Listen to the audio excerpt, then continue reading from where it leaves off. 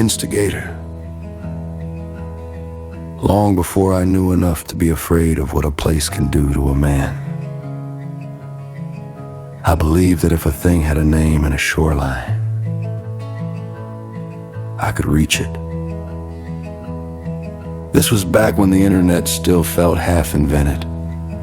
A dim electric back room full of fragments and rumor. And St. Catherine's came to me that way first.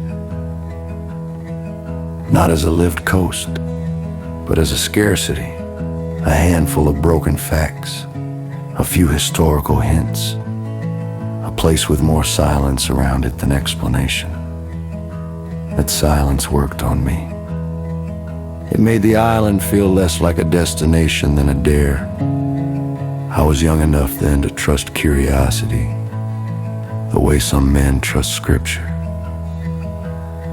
If a place withheld itself, I wanted to go there. If a map ended in marsh and tide and uncertainty, I felt with all the bright stupidity of youth that uncertainty was precisely where life began. So I decided to paddle there. Anne came with me, and the fact that she later agreed to marry me remains one of the enduring proofs that grace sometimes moves through this world disguised as patience. At the time, she was not yet my wife, only the woman I loved and the woman, God help her, willing to climb into a canoe with me and head toward a barrier island carrying more history than we yet understood. Back then I had the kind of confidence peculiar to the young and the underinformed. Confidence not only in my body and my luck, but in the idea that the world, no matter how tidal or remote or full of old weather, would somehow admit us. We launched from the tidal river on the ebb, the canoe sliding free with that first sweet confidence every departure gives before it has earned it. The boat moved cleanly. The current helped the marsh opened on either side in long reaches of breathing grass. And for a while the trip carried that early sheen all expeditions wear in memory, when effort still feels like style and danger has not yet put its hand fully on your shoulder. We made good time headed downriver, the canoe answering well, the whole afternoon seeming to tilt in our favor. Then the Atlantic began, sending its opinion upstream.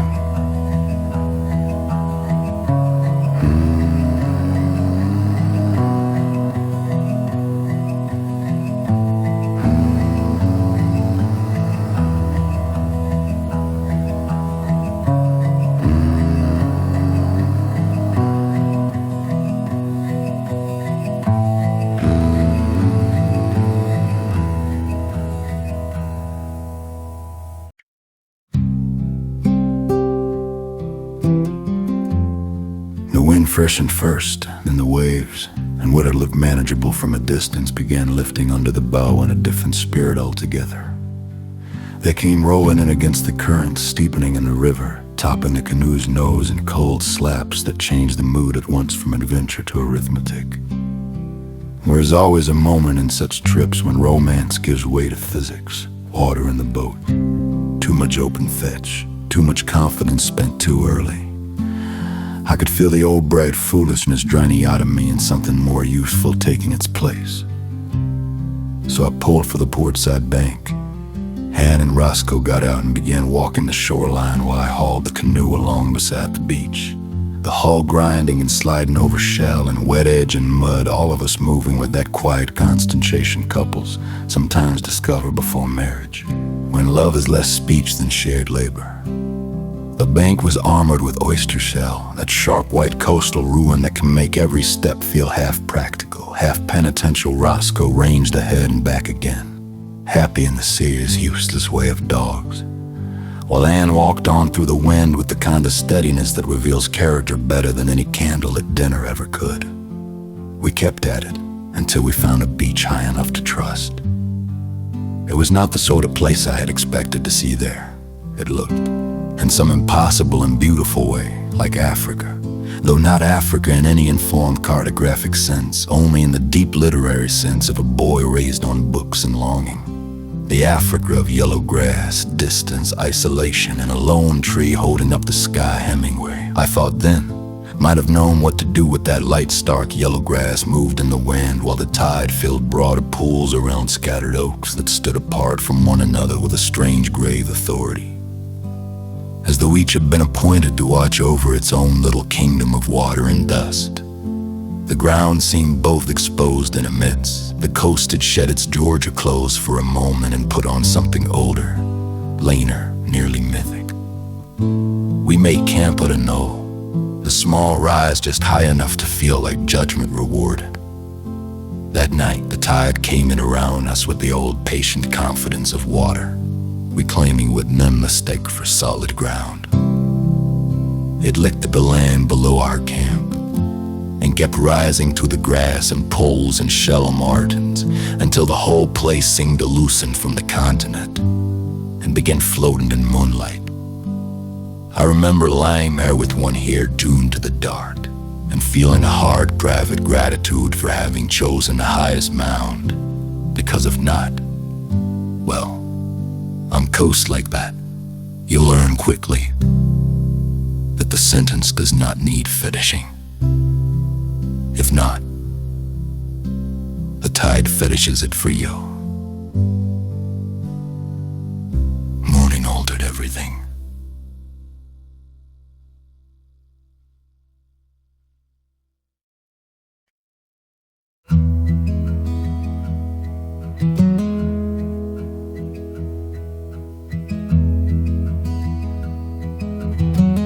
With wind eased, the sky opened. The water that had threatened us the day before now lay under light so clean and blue. It seemed to apologize without actually admitting fault.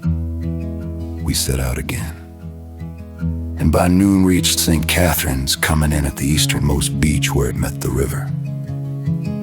I can still feel the relief of that landing in my hands, the scrape of hull against white sand. The first step out of the canoe onto a shore that had lived in my head long before it ever received my weight. Above us the forest rose at once, ancient and towering and almost theatrically dark, as though some older continent had drifted loose and grounded itself there by mistake. The trees did not merely stand. They massed, they gathered, they withheld. The woods had that deep time presence certain coastal forests possess, a pressure of age and shadow and root. And for a moment the whole place felt so primeval that it seemed entirely possible a dinosaur, or some lesser, but equally persuasive monster, might step from between the trunks and remind us that we had not discovered anything at all, only wandered briefly into a kingdom that had never asked for our arrival. It felt like another time. It felt like another country. The ease of setting camp was its own seduction, after the hard arithmetic of wind and chop and the uneasy lesson of the tide rising around our knoll the night before. This felt like arrival in the old cinematic sense, the moment when the hero reaches the far shore and the stakes land fall for resolution. We had made it. The storm, the waves, the river's rough opinion, all that seemed behind us now folded into the kind of recent hardship that already begins while one is still living it, to edit itself into anecdote. You pitch the tent high above the dunes near the forest edge with the practical satisfaction of people who believe they have finally caught up to the trip they had imagined. The island, though, had only begun introducing itself. Our first sight of the wild boars came almost casually, as if the place were unwilling to waste drama where plain fact would do one of them. Not enormous, but thick enough for the shoulder to announce its seriousness. Moved along the shoreline with the deliberate unconcern of a creature fully at home in its own rough kingdom.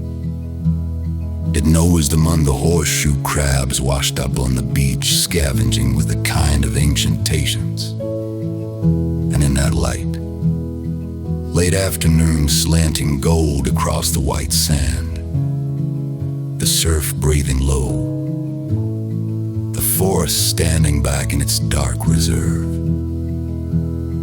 The animals seemed less exotic than inevitable, a more old appetite in a place governed by appetite and tide. Roscoe took offense immediately.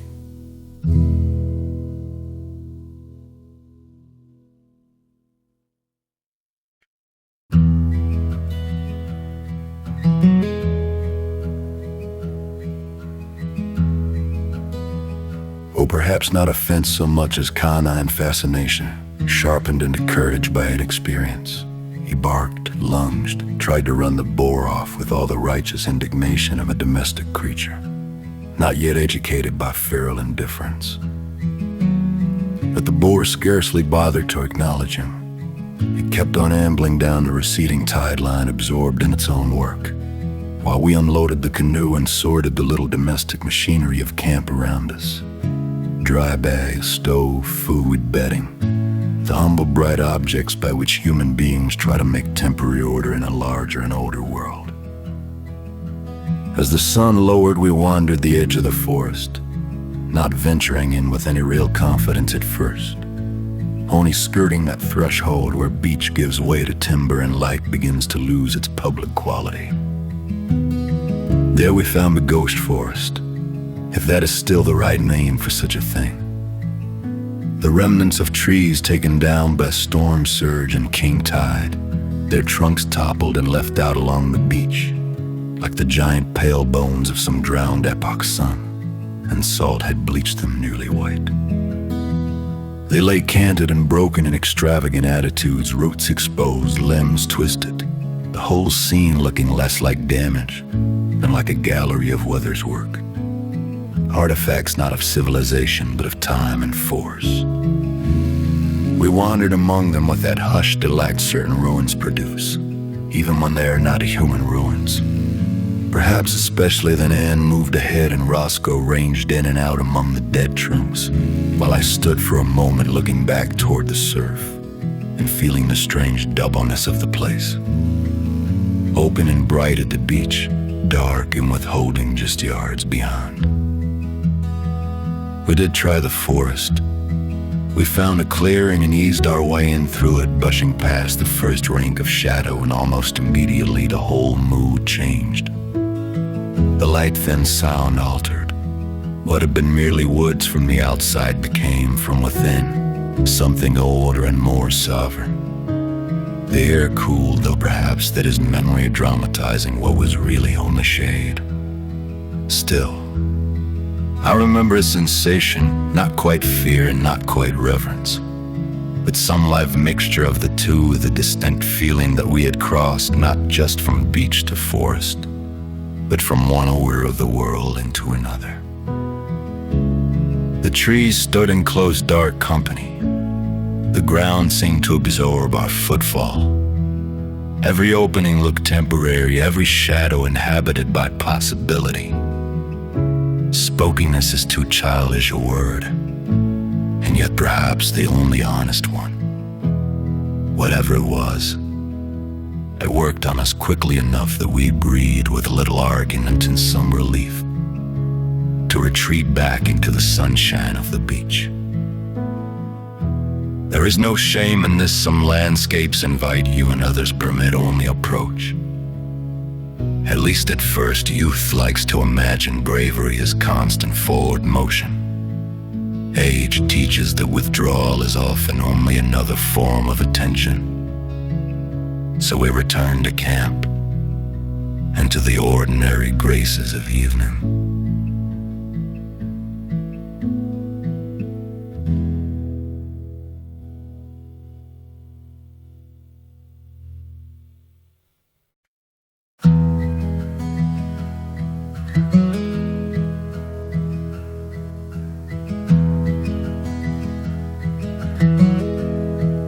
Dinner came off a small gas stove. One of those prosaic miracles that can make any shoreline feel briefly civilized. We cooked there near the dunes with the island dimming around us. And when the food was underway, we opened a bottle of wine, which even now sounds either romantic or absurd depending on one's generosity toward the young. Probably it was both. The sun sank in the west with the unhurried extravagance only a coast can manage. And then, almost as if the island had staged the thing for our benefit, the full moon rose out of the Atlantic. It came up shimmering over the black water like a disco ball hung in the oldest cathedral on earth.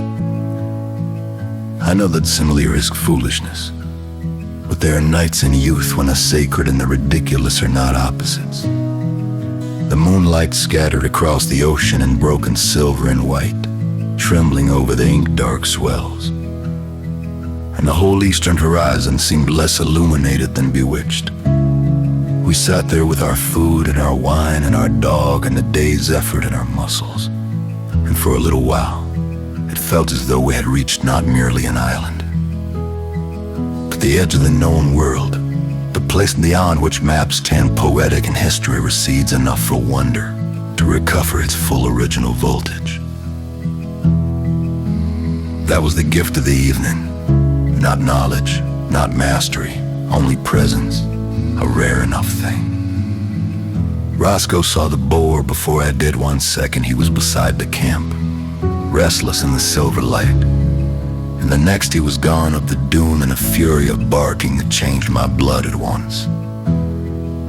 I'd heard enough stories about wild boars and dogs to know how quickly curiosity could turn costly. So I ran after him. Climbing hard through the loose sand with my heart already ahead of me. At the crest I stopped so suddenly I nearly lost my footing. The boar stood not 6 feet away.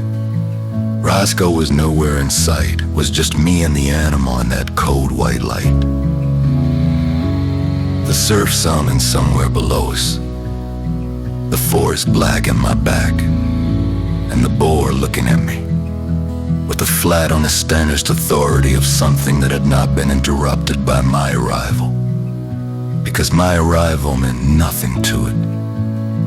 Thick through the shoulders, dark, wrestled, tossed enough to make imagination unnecessary. It held the ground in a way I suddenly understood I did not the whole beach, the dune, the night. Even the lone light itself seemed to belong more naturally to that creature than to me. I do not know how long we stood there. Probably only seconds. Fear stretches time into bad theology. But in those seconds something in me dropped out of the cheerful young adventurer. I had been playing it all day. The island no longer felt like a place I had reached. It felt like a place that had allowed me ashore provisionally, and might revise that permission at any moment.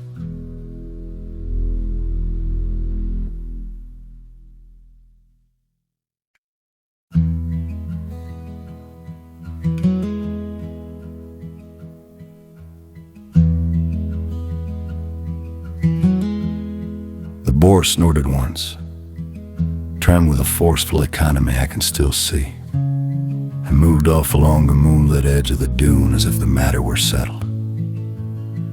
Only then did Roscoe reappear from somewhere behind a clump of grass, suddenly less heroic than before. And only then did I feel how hard my heart had been working.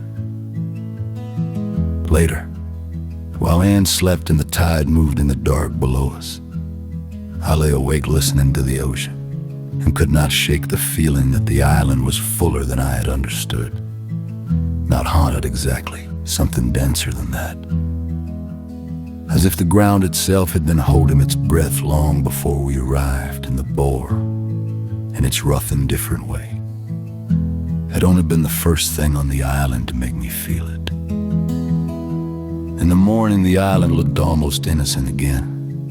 We packed our gear in that subdued post-adventure rhythm of folding, stowing, cinching, checking, all of it already carrying the sadness of departure. Then we pushed off and began paddling home through the tall grass and blue channels of the marsh, the canoe moving with a lighter confidence now, as if we had passed some small examination and been allowed to leave with our illusions partly intact. And then the dolphins found us. Or we found them. The distinction hardly matters when grace arrives that cleanly. They moved on either side of the canoe, posing in the blue light, leading us for stretches of the return as if the coast, having tested us with wind and tide and bore and shadow, had decided to offer its own form of benediction. Their bodies surfaced and disappeared with that polished ease which makes human effort look at once noble and clumsy. And I remember feeling not merely thrilled but enlisted into some older pageant of travel, as though the trip had slipped free of our ordinary little biography and joined a larger lineage of men and women going out toward the unknown, because youth, restlessness, and faith make such departures feel like the most natural thing in the world. The tall grass rose on either side, the channels opened ahead. The dolphins kept time with us, and in my young heart overfull and underqualified, I'd felt myself moving in the company of ghosts I had borrowed from books. Hemingway in Africa, Roosevelt in the Amazon, Powell in the Grand Canyon, Moore in Yosemite. I do not mean that I confused our little canoe trip with the magnitude of those journeys. Only that youth measures feeling before it measures scale. And what I felt there in that marsh, with the paddle in my hands and the dolphins escorting us through the bright water, was the old American intoxication of contact, the belief that to move through a landscape under one's own power was to be enlarged by it, admitted for a moment into some rough fellowship with the explorers and wanderers whose sentences had taught me how too long. And standing there on that white shore with Anne and Roscoe, and the canoe pulled up behind us, I did not yet understand that I had come not merely to visit an island, but to enter an argument with history, memory, place, and my own younger self. The self who believed that reaching a shore was the same thing as knowing it. I know better now, or better enough to say that some landscapes are not entered all at once. You land on them in the body years before you arrive in understanding.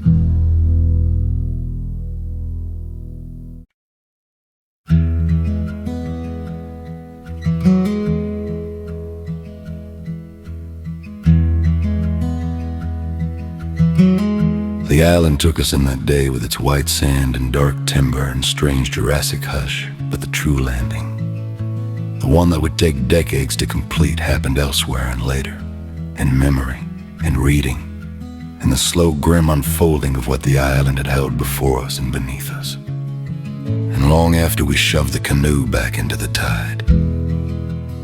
What we carried home from St. Catherine's that day was not only gear, not only a good story, not only the private pride of having gone and come back.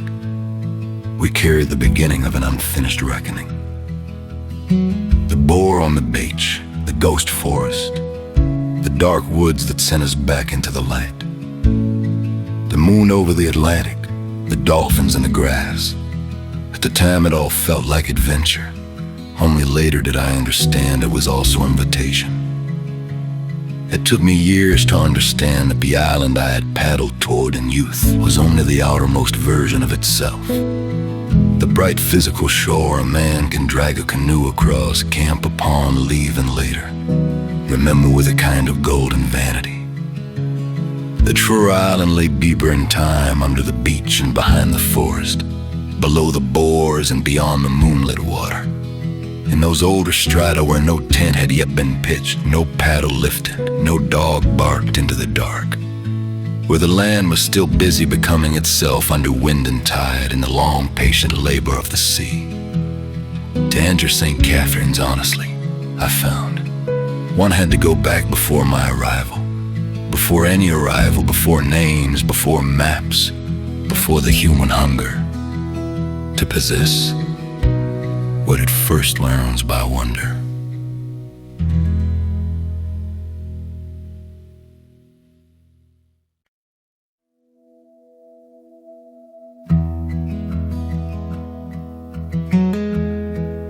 Before there was a dock silvering in the heat, before there was a bell rung for work or prayer, before somebody stood in a doorway and called a child home through the darkening trees, the island lay out in the long breathing weather of the coast, as if the earth itself had paused here to listen to its own blood.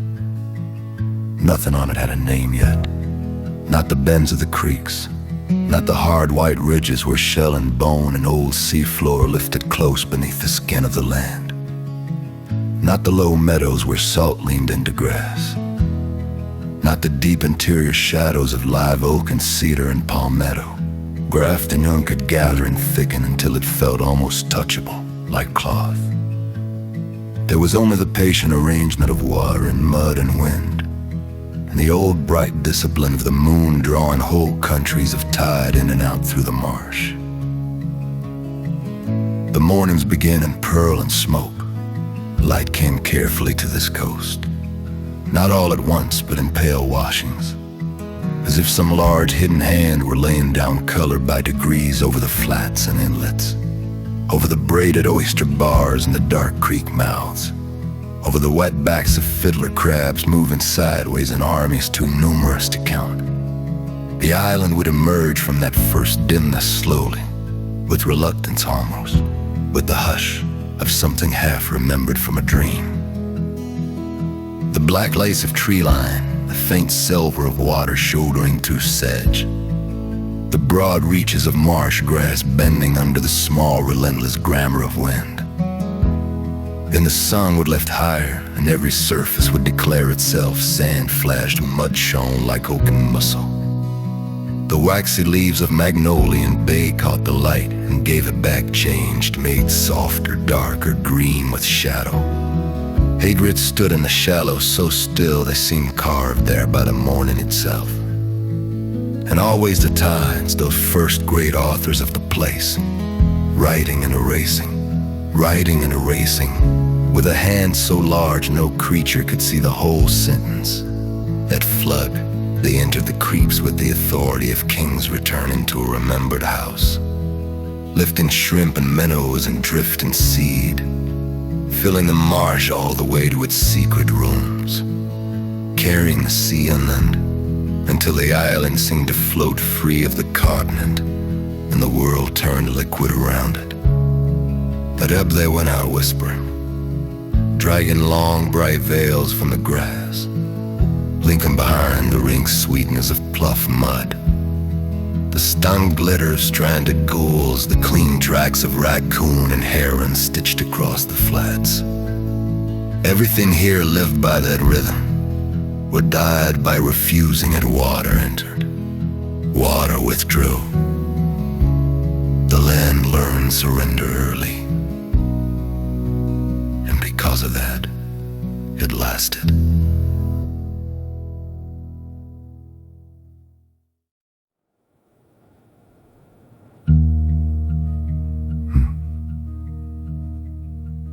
In those ages before witness, the island belonged wholly to weather and appetite. Storms rose out of the Atlantic with a grandeur that had nothing human in it. No cruelty even, only force. And they came shouldering clouds the color of iron, wind twisting over the marsh in long muscular runs, rain beating the leaves until the whole forest gave off the smell of green things split open. Lightning walked the coast in white limbs. Thunder rolled across the water and shook loose birds from the trees in dark, astonished swarms. Then afterward, There would be that silence known only to places that have endured a beating and remained themselves. A stunned, holy stillness. Every branch dripping, every creek muddied and full. The island breathing again, under a washed blue sky as if waking from fever. Summer on the island was no simple abundance. It was rich, yes, and fecund almost past bearing. But it had the hot sternness of creation in it. The difficult generosity of a place where everything grew because everything was under pressure to live.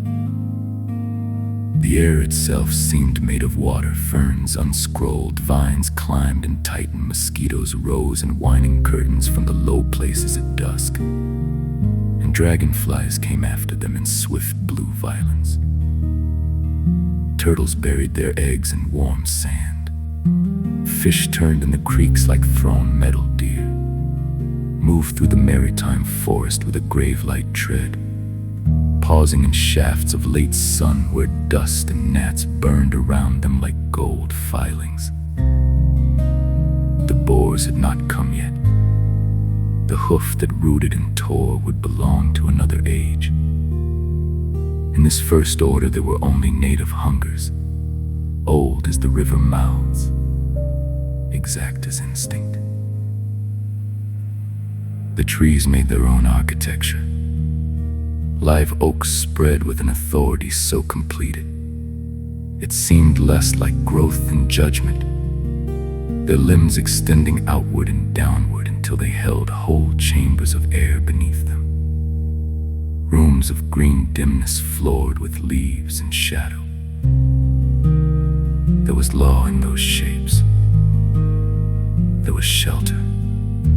The cedars rose cleaner, narrower, blue-green and aromatic, while palmettos opened their frayed fans to every weather, rattling in the wind with a dry, broken music like paper lanterns left hanging after a feast. In the understory, myrtle and yaupon thickened the paths of deer and fox into half-hidden corridors. Vines stitched trunk to trunk. Resurrection fern clung to bark and browned in drought. And then after rain, came back green, as if death on this island had not yet learned how to finish its work.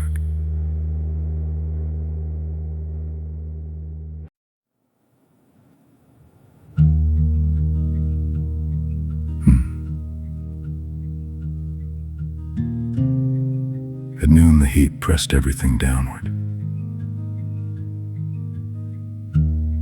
Marsh hawks slowed their circling. Even the water seemed to think better of motion. The creeks narrowed into mirrors of pewter and blue edged with grass sharp as wire, and the mud banks steamed softly under the sun. Oysters held fast in their clustered cathedrals, rough-edged and unsentimental, building whole kingdoms by accretion, shell upon shell, body against body. The smallest things here were not delicate, they were armored, salt-cured, made by abrasion. Even beauty on this coast arrived with a hard edge to it. The pink inside a conch shell, the polished black eye of a marsh bird, the sudden white flare of a heron lifting out of reeds. Grace, when it appeared, had muscle. Toward evening, the island altered again as though some inner lamp had been turned low and amber.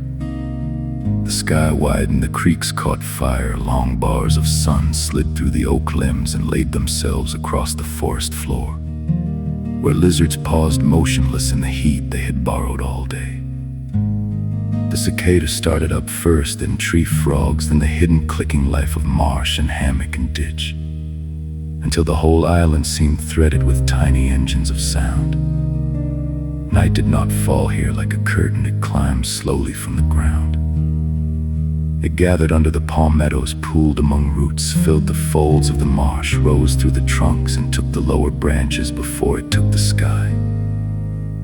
And once it had come fully, there were stars enough to make the darkness seem porous.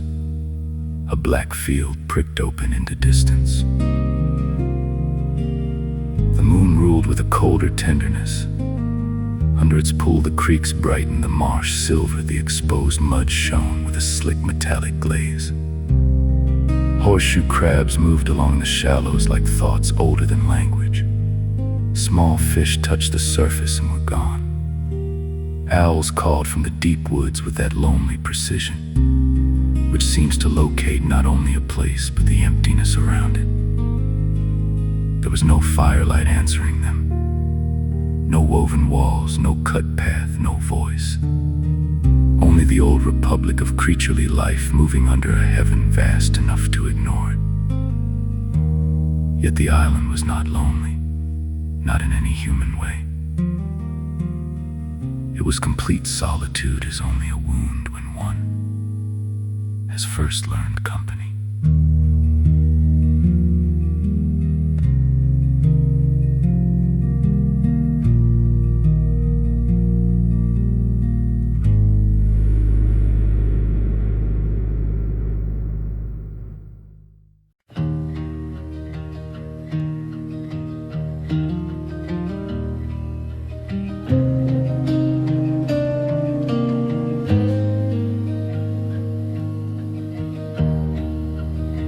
What was this land then? Before maps and grants and deeds, before law and theft and labor and prayer made their fierce claims upon it. It was a threshold, a hinge between river and sea, a place perpetually being made and unmade, where salt entered the veins of fresh water and changed its taste, where storm debris became soil, where fallen branches housed beetles, where dead fish fed birds, where broken shell ground down into brightness and joined the beach again. Nothing here was wasted because nothing here imagined itself permanent. Even the highest ground understood in its slow mineral sleep that it had once been ocean and could be ocean again. There were days of immense gentleness, rain so light it seemed suspended rather than falling, mornings when the fog lay among the trees in pale drifts and the island appeared to be thinking itself into existence. Afternoons when the wind moved through the marsh in long visible shivers, darkening one band of grass and then another until the whole wet plain looked brushed by the hand of something passing just beyond sight. And there were harsher days too, the hard blue winter days when the air cleared to glass and every cry carried, when frost silvered the low grass at dawn and the creeks ran under a light so exact and pitiless it revealed every broken reed, every claw mark in the mud, every abandoned nest in the live oak branches. The island held both conditions without complaint, mercy and severity, fecundity and hunger. It did not choose between them. It required them all. If a soul can gather in a place before any man or woman has stood there to declare it beloved, perhaps it gathered here then, not in sentiment but in pattern, in the mysterious rightness of tide meeting root, bird shadow crossing water, moon dragging at the sea, the long patient accumulation by which beauty becomes inevitable. The island did not ask to be admired. It simply persisted in its forms with such grave extravagance that admiration would one day be one of the least complicated responses to it. First would come need, then shelter, then naming, then ownership, that old fever, then grief. But all that still slept beyond the horizon of time. Block 5.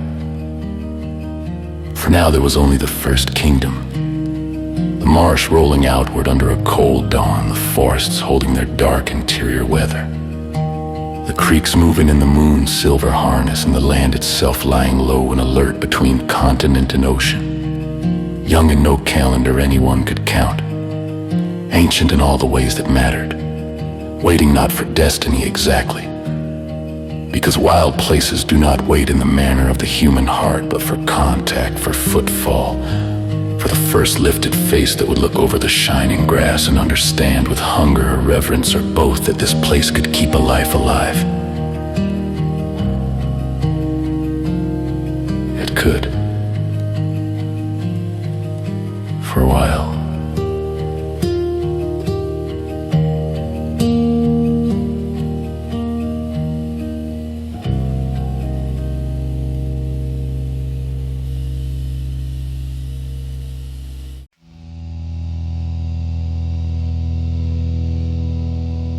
first sign would not have been a voice.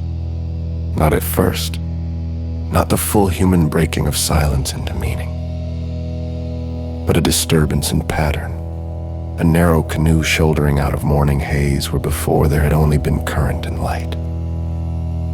A thread of smoke climbing above the live oaks and then flattening in the damp coastal air. A set of footprints drying at the edge of a creek and then filling again under the patient return of the tide. The island, which had long been complete without witness, received these arrivals not as invasion, but as a new kind of weather, warm-blooded and observant, a creature at last capable of looking back at beauty and understanding. That beauty was not kindness. That beauty was instruction, demand, consequence. They did not come to conquer the island because conquest is the language of people already estranged from the ground. They came the older way by reading signs, by learning where water turns sweet after rain, where the oyster beds rose thick and dangerous under the skin of the creeks, where fish trapped themselves in narrowing channels on the falling tide, where deer moved through the higher ridges beneath the oak shade, where shell could be gathered, where fire could be kept, where a child might sleep above storm reach and wake to birds instead of flood. They came with hands ready not to seize but to enter into arrangement, and that made all the difference. At dawn, the canoes moved like dark leaves over the water, soundless except for the small persuasive dip of paddles. Men and women stood or crouched within them, reading the shallows by color, by ripple, by the behavior of birds. A place where the surface trembled without wind could mean fish. A sudden white confusion of gulls might mean a school driven upward. The exposed bars at low tide held oysters in rough abundance, and one learned quickly to respect them. Those clustered blades and ridged mouths, because hunger could be answered there. But so could carelessness, and the island had no patience for the foolish body. Shell would cut you clean as a thought, mud would take your foot and keep it tied, would return while you were bent over your work and remind you, with the mild ferocity of the moon's law, who truly governed this coast. So life here was made from attention.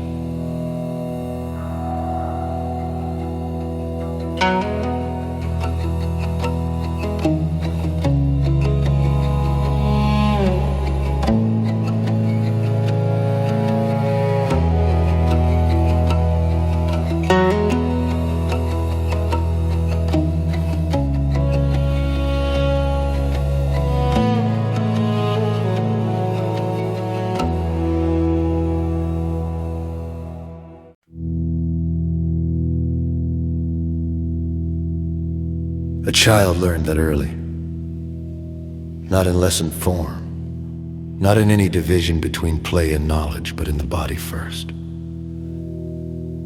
The child, barefoot, quick, still soft enough in the face for wonder to arrive before caution had fully hardened, followed the elders to the oyster bars on a falling tide and reached too fast one morning into a cluster slick with mud and brine. The shell opened the heel of the hand in one bright line. No one scolded much, the island had already done the teaching. An elder rinsed the cut in shallower water, wrapped it, and sent the child back to work with a quieter hand. That was how knowledge entered here, through repetition, correction, weather, consequence.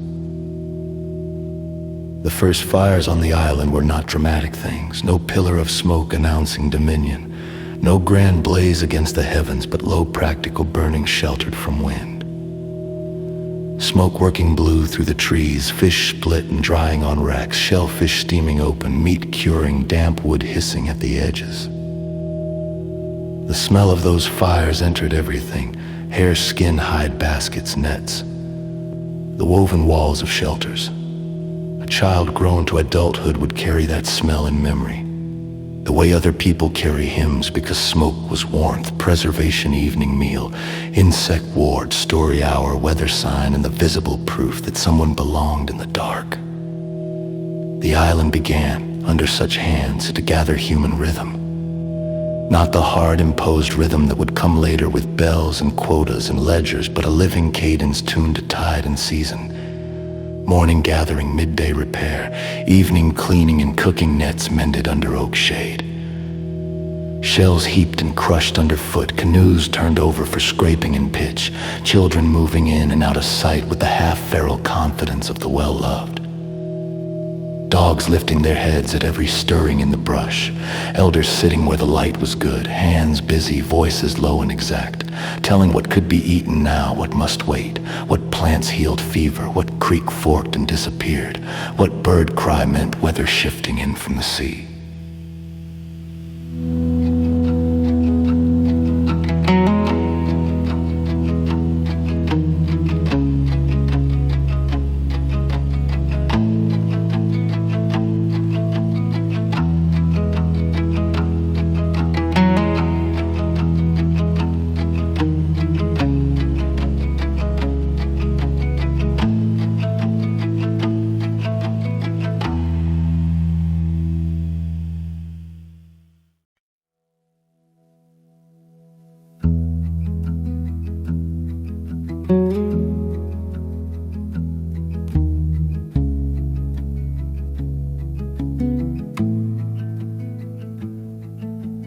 Nothing our sucker for long hunger was tied to weather.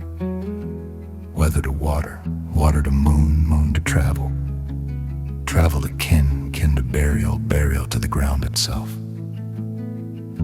The shell mound was not refused in the later civilized sense of the word. It was time made visible, meal upon meal, season upon season. A white rising record of people who had learned how to live close to a difficult blessing. To stand beside such a mound was to stand beside Sarai Early. The island kept no written archive then, but it kept these. In the warm months, the children learned to coast through their bare feet. They knew the difference between packed sand and sudden muck, between the safe shimmer of shallow water and the darker slickness that meant a drop-off, between the brittle feel of dry Spartan and the cool shadowed leaf mold under the oaks. They learned which shells sliced and which crumbled, which roots could be dug, which berries invited the hand and which punished it. How to walk quietly enough to startle nothing and notice everything. The child with the healed hand learned too, how to watch the birds before stepping into a channel, how to listen for the change in surf beyond the bars, how to tell by the smell of mud whether the tide had only just turned. Their education was not divided into subjects because the island itself did not divide. Knowledge came whole or it did not come at all. In all the world the seasons turned with that coastal subtlety outsiders never understand, because they come looking for theatrical change, for scarlet autumns and white winters, while here the great drama was in moisture and light, an insect thick heat rising toward the hammer-stroke afternoons in summer, in the cooler clean blue of winter, when sound traveled farther across the marsh, and the morning air carried the bright metallic smell of oyster shell and frost-bitten grass. The people learned those transitions with the same seriousness. They gave the tide charts written nowhere but in the body. When to move camp, when to store, when to fish certain channels, when to burn and clear, when the turtles would come ashore, when storms were most likely to hurl water across the low places and rearrange the shore, like a hand sweeping a table clean.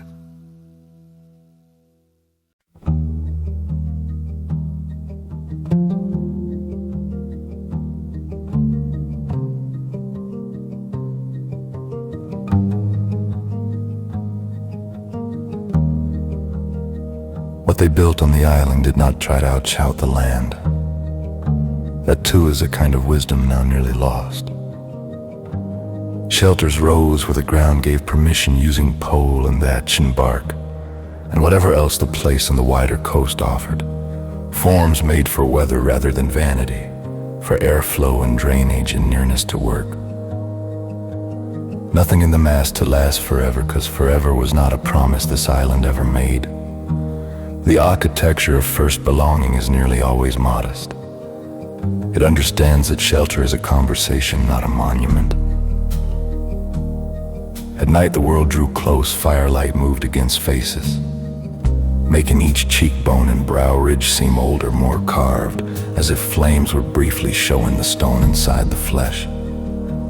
Somewhere beyond the circle of light the marsh breathed and clicked, frogs tuning themselves in the black water, fish turning in creeks no eye could see, wind passing through the grass in long invisible runs. The stars hung low and innumerable above the trees.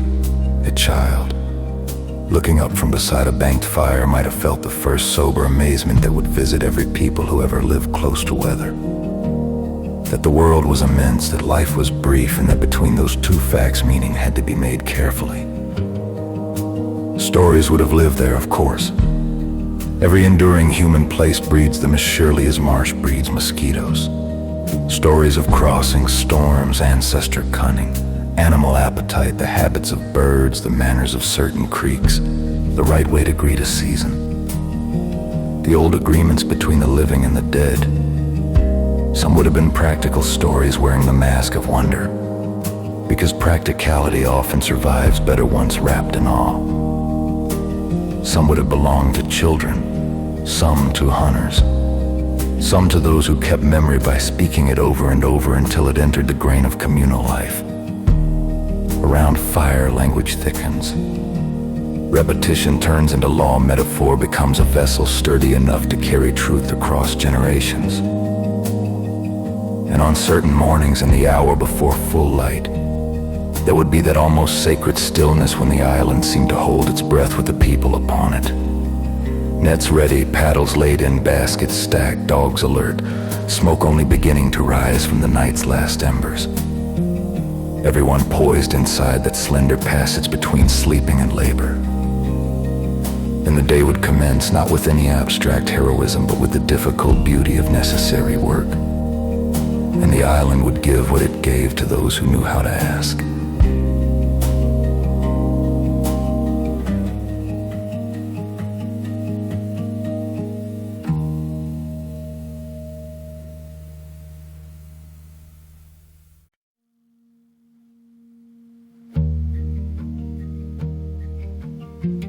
Fish and silver convulsions, oysters, crab, deer, shade, water, sometimes sweet, and always the listen.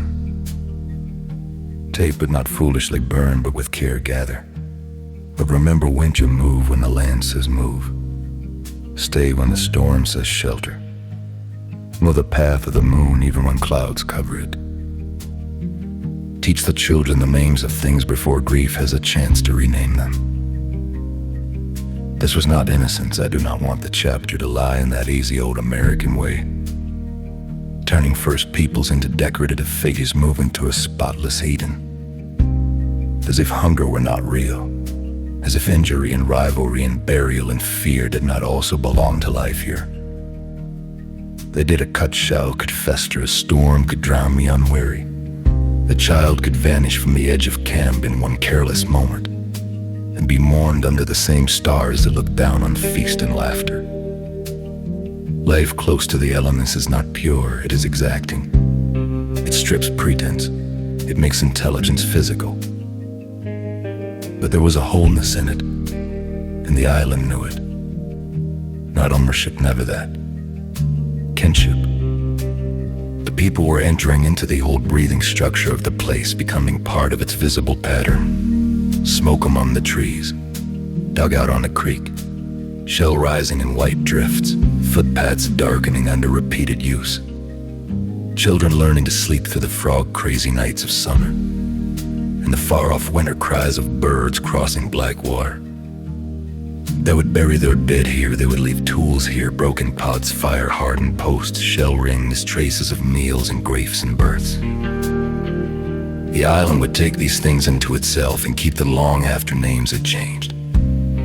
Long after empires arrived with their paper and fever and God talk. Long after strangers began the old work of mistaking occupancy for dominion. That would come, but not yet. For now, the first human chapter of the island opened in smoke and paddle stroke, in the clean crack of oyster shell, and children learning the marsh by heart, and bodies bending to work beneath the live oaks, and the low authority of elders who knew that a coast as beautiful could feed you or unmake you according to the quality of your attention. They did not stand above the island and pronounce it theirs. They stood within it and allowed themselves, by labor and memory and repetition, to become legible to it. And because of that, for a long time it held them.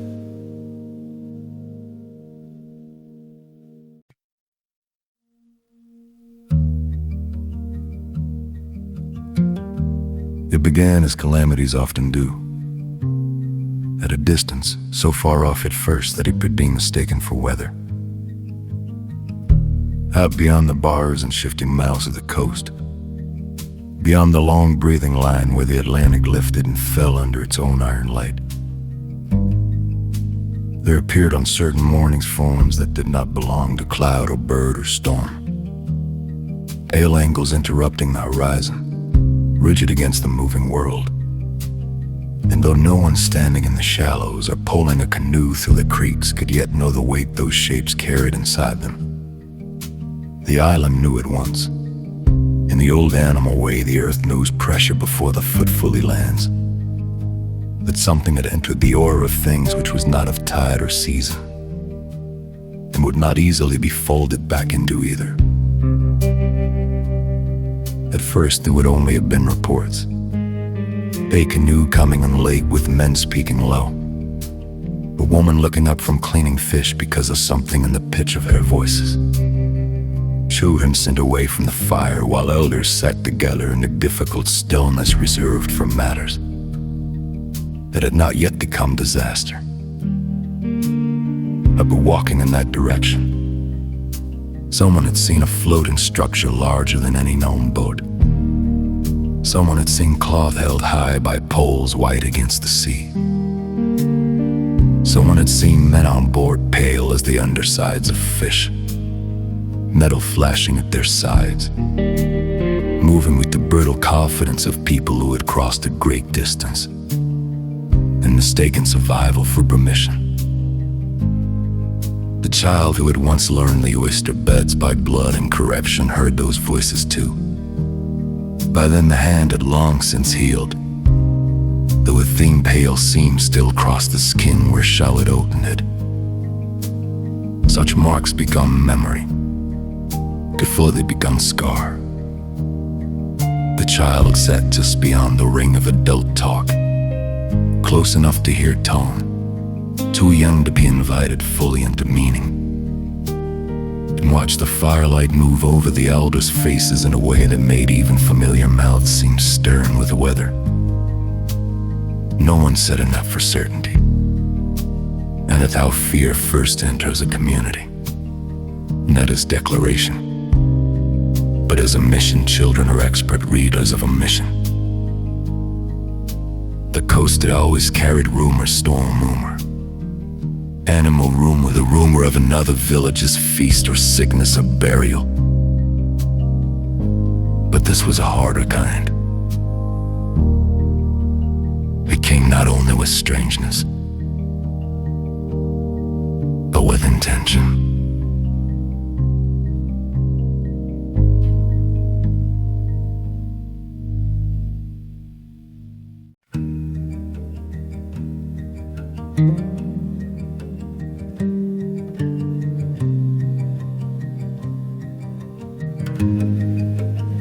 For a time, perhaps, the great vessels remained mostly offshore, awkward in the shallow, dangerous approaches, dependent dependent upon smaller craft, guides, luck. The barrier coast is not tender with the uninstructed. It hides its channels. It rearranges its entrances. It breaks the arrogant and the ignorant with equal efficiency. Sandbars slide. Tides turn, creeks run where no outsider expects them to run. The people of the coast knew this and had learned by generations of necessary humility to move through such uncertainty as one moves through a conversation with an elder. Alert, respectful, attentive to the shifts of tone. The newcomers arrived with other habits.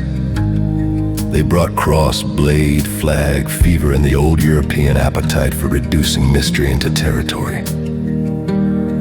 I imagine the first close sight of them as a shock, not because they were supernatural, but because they were so plainly human and yet so armored against relation. Wet wool, wood, pitch, rope, iron faces overgrown or shaved in odd ways. Smells carried across salt water that did not belong to the coast. A language striking the air in hard clustered sounds, gestures that alternating between invitation and command because power in its earliest performances often has not yet decided which mask best serves it. Beads, perhaps. Metal, perhaps a lifted hand. An offered object. Then another hand too quickly near a weapon. Everything in such moments turns on reading and misreading the smallest things. A pause too long, a smile held too stiffly, a boat drifting closer than courtesy allowed. A gift that was not a gift but a measurement. A question no one could yet understand, though its hunger was obvious. One morning the child stood at the edge of the trees above the beach where scrub and shadow gave way to hard, bright sand, and watched a party come ashore. The men stepped badly at first, heavy in strange garments, glancing around with the tight ceremonial confidence of people who mistrust the ground but mean to claim it anyway. One bent to touch the beach or perhaps the water. Another pointed inland. Their voices struck the air in sounds the child could not place anywhere in the known order of the island. Gulls complained overhead. Ghost crabs vanished. The surf moved in and out with its usual indifference, yet the whole scene felt wrong in a way too complete for language. The child knew only this. They did not belong to the island's ordinary grammar.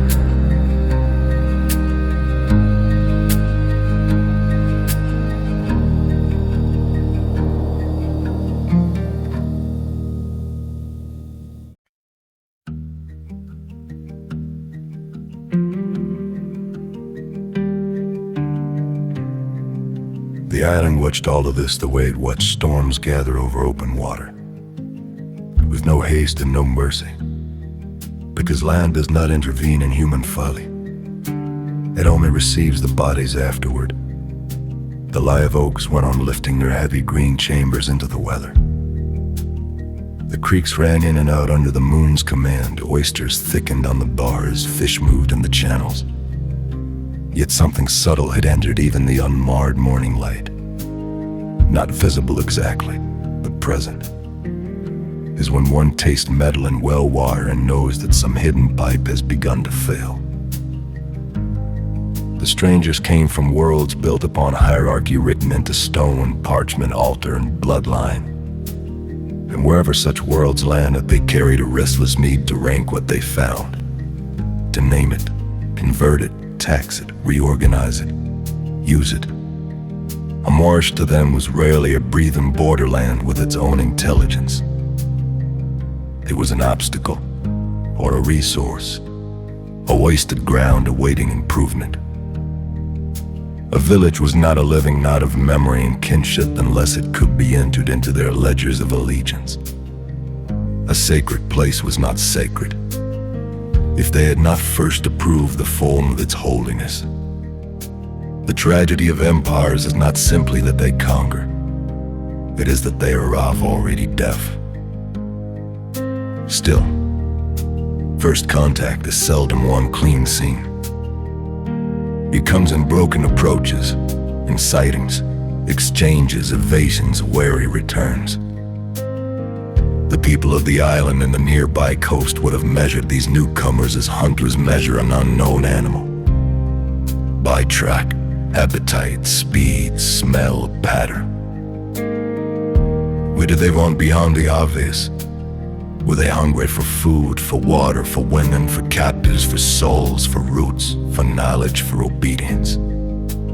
The answer, as it turned out, was yes. And yet the early moments may have held an almost unbearable tension of possibility. The kind historians flatten and novelists must restore. Nothing is fully hardened yet. Violence is mere but not constant. Curiosity is real. Though an equally distributed trade is possible, though never innocent, each side still contains, somewhere within it, the ghost of another future. That is what makes such thresholds so haunting. The doom has not yet declared itself as doom. It still wears the clothing of encounter. Perhaps one morning a small party came ashore on the outer beach, where the sand lay hard and bright under a rinsed blue sky, where ghost crabs vanished into their holes, and gulls complained no rad. And perhaps some men stepping from the boat looked foolish at first in the unstable footing, heavy in their garments, glancing around with that strange ceremonial bravado by which frightened men try to imitate confidence. They would have seen beauty, certainly, but not as the island's first people saw it. They would have seen position, shelter, fresh water, if it could be found, a landing, a claimable edge, even wonder. And such people tends to arrive wearing boats.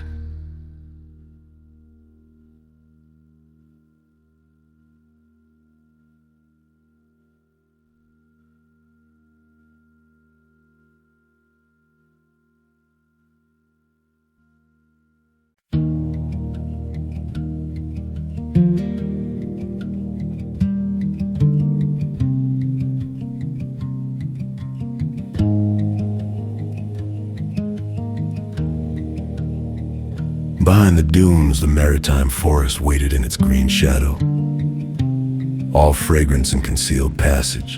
And I can almost feel the old coastal intelligence withdrawing a pace into itself. Not out of cowardice, but out of recognition. The way a wise host begins, even before the first insult is spoken, to hide the silver. Soon enough, the rituals of Europe would begin their work. The lifted cross, the spoken declaration. The fiction that land can be taken by sentence if the sentence is uttered with enough authority and no one in the speaker's circle laughs. There's something almost comic in it until one remembers that comedy, backed by steel and disease, becomes history. Men stood on beaches all over the Americas saying, in effect, we name this, therefore it belongs elsewhere. And the ground, being ground, made no reply, but the people living on it would spend generations paying for that silence. Disease moved ahead of policy like a scout. That is one of the bleakest truths of this coast and of the continent entire. That bodies were broken not only by blade and musket, not only by forced labor or mission discipline or captive-taking raids, but by invisible cargo carried in blood and breath, fevers for which the island had no old answer. Sicknesses that could pass through a village and leave behind the kind of stillness. Even birds seemed to notice a child who had learned every safe path through marsh and hammock, every season for shellfish, every call of weather, could still be laid low by something brought across the sea in a stranger's chest. What defense is skill against the unseen? What use is reverence when contagion arrives? The people adapted because people always do until they cannot. They traded at times. They withheld at times. They moved, watched, negotiated, resisted. learned which faces meant danger and which only confusion, which priests came with stern eyes and open hands, which soldiers came with smiles too quick, which captains wanted pilots, provisions, women, labor, tribute, souls. They entered the new century of encounter with the full tragic intelligence of those who know they are being asked to survive. Not one change, but a whole machine of changes at once.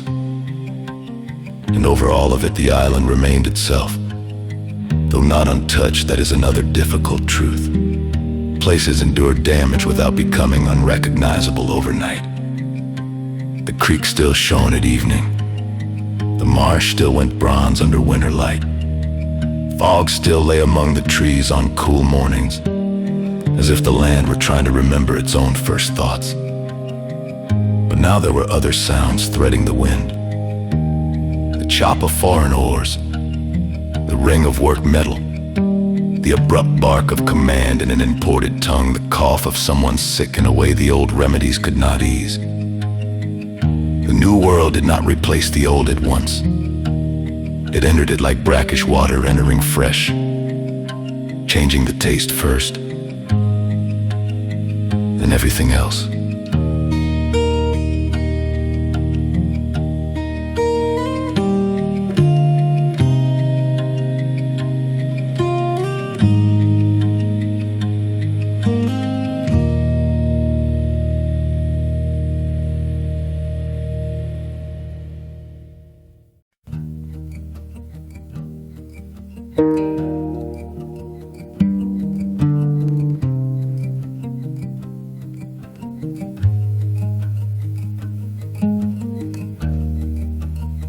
The child at the edge of the trees would grow older in such a world, learning now not only the paths through oak shade and the sweet water places after rain, but the shadow knowledge as well. Be careful near the strangers. Do not go alone. Listen for the wrong sounds in the marsh. Trust the island, yes, but understand that the danger now wears a human face and arrives by design. That is how history enters a place. Not all at once, not with trumpets, with a boat, with a fever, with a word spoken over someone else's ground. With the confidence of men who have mistaken distance traveled for moral right. And after that, the old balance, though it can still be glimpsed in flashes, is never wholly old again. Something had begun. The first sail on the horizon had not looked like much. A pale geometry in the distance, a curiosity, a rumor becoming shape. But by the time the light went down on that era, the coast would know that the horizon had opened not onto wonder, but onto appetite. And that appetite, once landed, is one of the hardest human forces to drive back into the sea.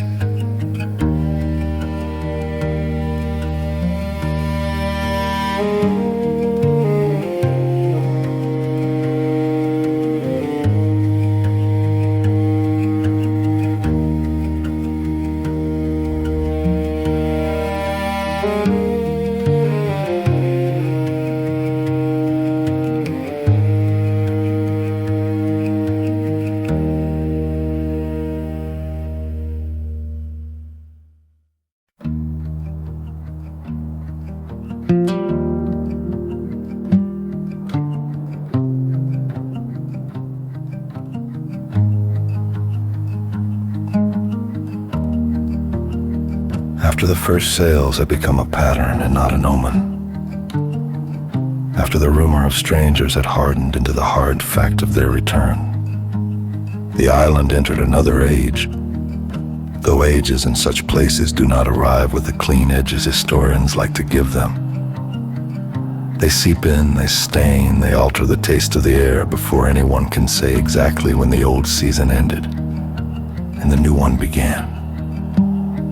One year the marsh is only marsh and the creek only creek, and the men glimpse beyond the dunes only a strange interruption at the edge of the known world. And then little by little there are more of them, and they come ashore with objects and words and gestures that begin by asking, and end by assuming.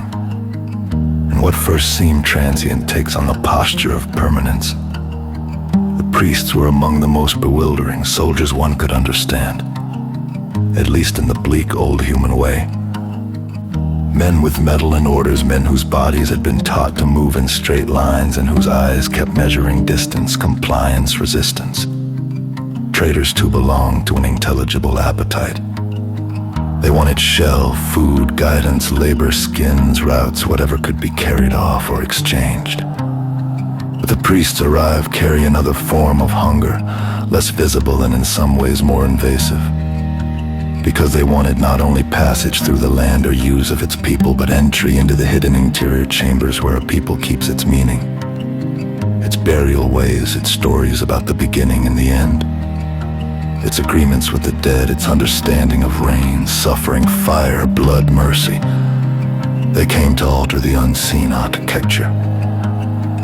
I imagine one of them standing near the edge of a clearing in the soft furnace of afternoon, black robe or coarse habit damp with the island's heat, face pale beneath the brim of some European gravity, looking out at the green density of the place and believing, perhaps sincerely, which is part of what makes history so difficult, that he had been sent here not as an instrument of empire, but as its correction, a bringer of salvation to people he did not know how to hear.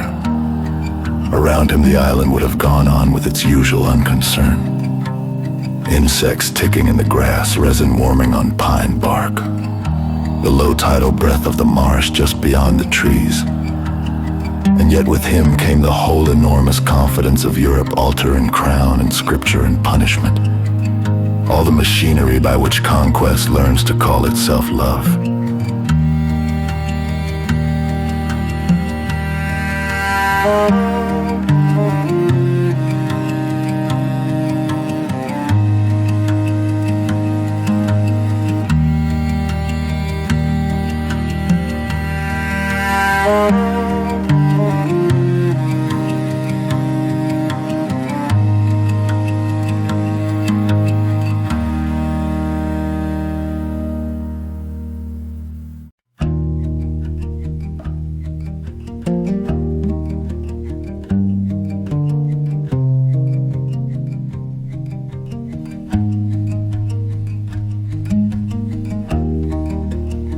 There is no need to make such men simple villains. History has already done enough flattening in every direction. Many believed what they said. Many endured hardship. Some may even have felt in rare, unguarded moments the shameful friction between the gospel. They preached in the empire that paid for their passage. But sincerity does not soften consequence. The hand that blesses can also erase. The prayer offered over another people's life can become, in practice, a way of telling them that the names they have spoken for generations over birth, marriage, illness, tide, and burial are insufficient, and that nothing less than the refitting of the soul will satisfy the men who have come across the sea. So the cross entered the marsh country not only as symbol but as tool. A mission, when it begins, is often made of very humble materials, posts in the ground, thatch, mud, a bell if one can be had, a rough altar, some little enclosure meant to suggest order against the broad, disorderly abundance of forest and tide. In that sense, it is architectural in the deepest possible way, because it is not just building shelter but imposing a moral geometry upon space, trying to teach the land itself to behave according to imported categories. Sacred here, ordinary there, obedience here, wilderness there. Prayer at this hour, labor at that one. This name acceptable, that name no longer to be spoken. A mission is a room built inside another people's weather. And the people of the coast who had long understood that life could not be divided so cleanly, that burial and fishing and weather and kinship and hunger all braided together in the same wet rope of existence, now found themselves being asked to live under another kind of clock. Not the moons, not the tides, the bells. Before the bell sounded regularly, it sounded strangely. One morning a woman carrying a basket towards the oyster beds. paused at the first thin strike of iron moving through the air. Her son, not far behind, stopped too, one hand still sticky with fish oil from breakfast. Both of them listening as the sound traveled over grass and between the trunks with an authority it had not earned. The woman did not change course. She stood a moment longer, head slightly turned, as if measuring whether this new noise belonged to weather or men. Then went on toward the mud flats while the boy kept glancing back towards the clearing. By the time they returned at noon, the bell had rung twice more, and each time it had sounded less like an event than a claim.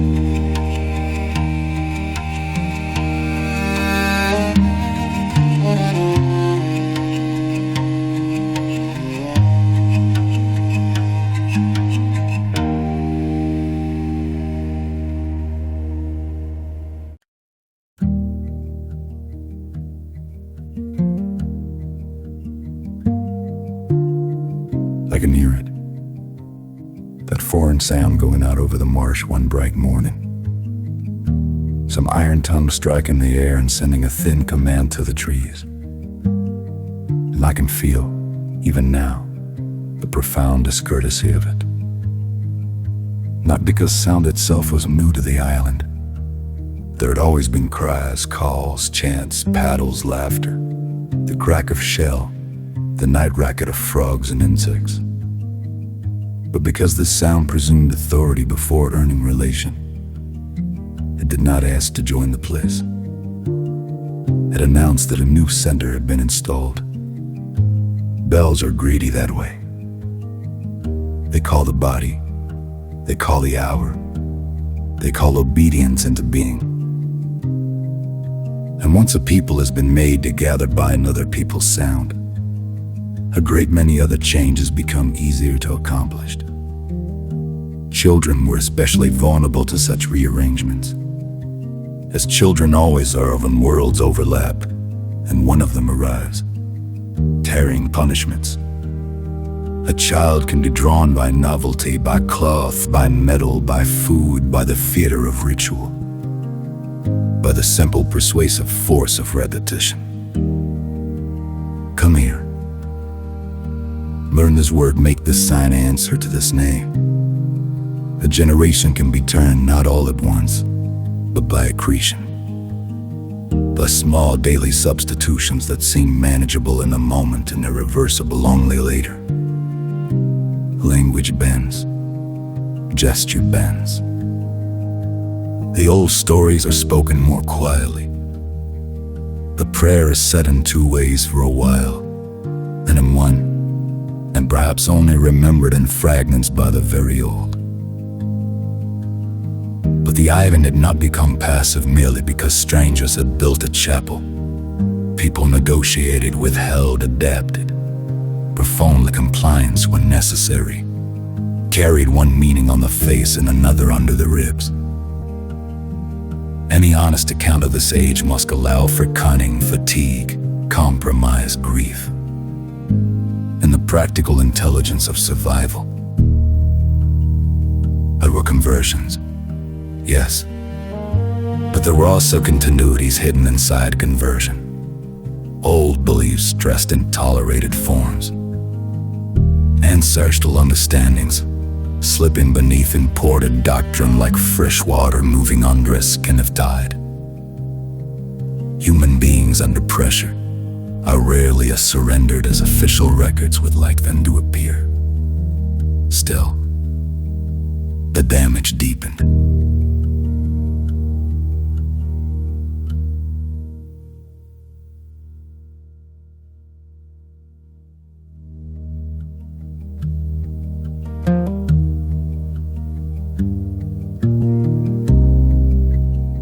I can hear it.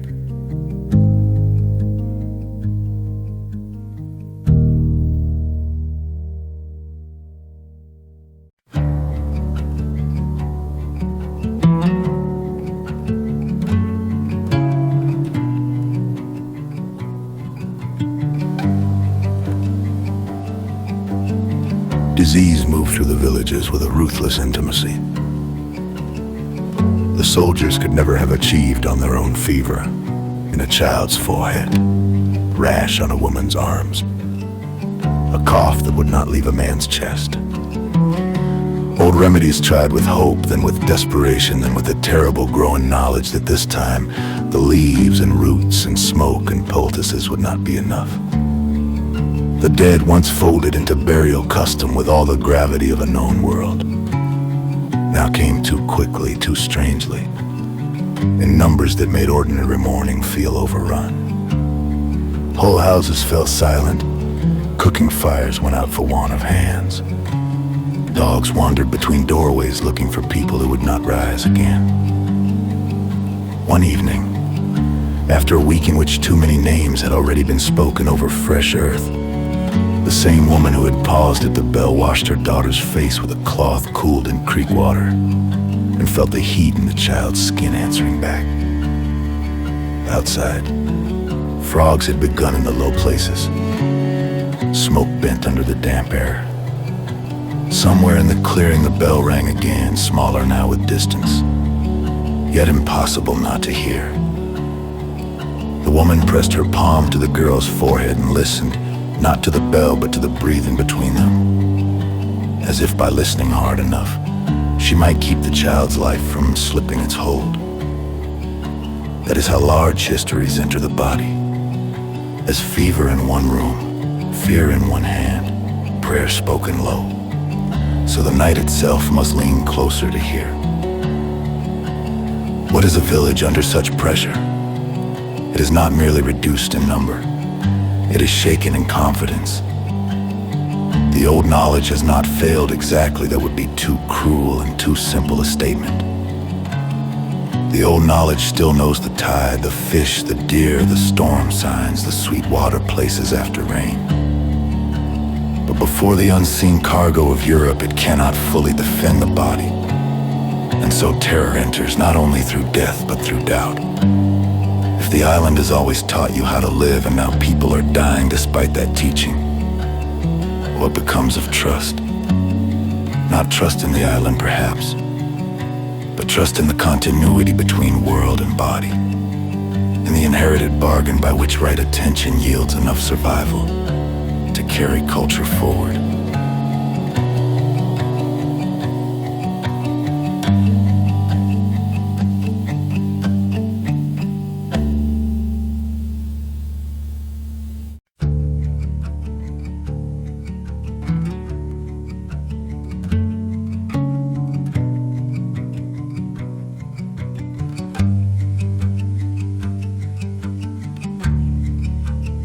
By the time the island passed from cross to fence, from bell to boundary line, from mission clearing to managed ground, the change had acquired that most dangerous of human appearances: normalcy.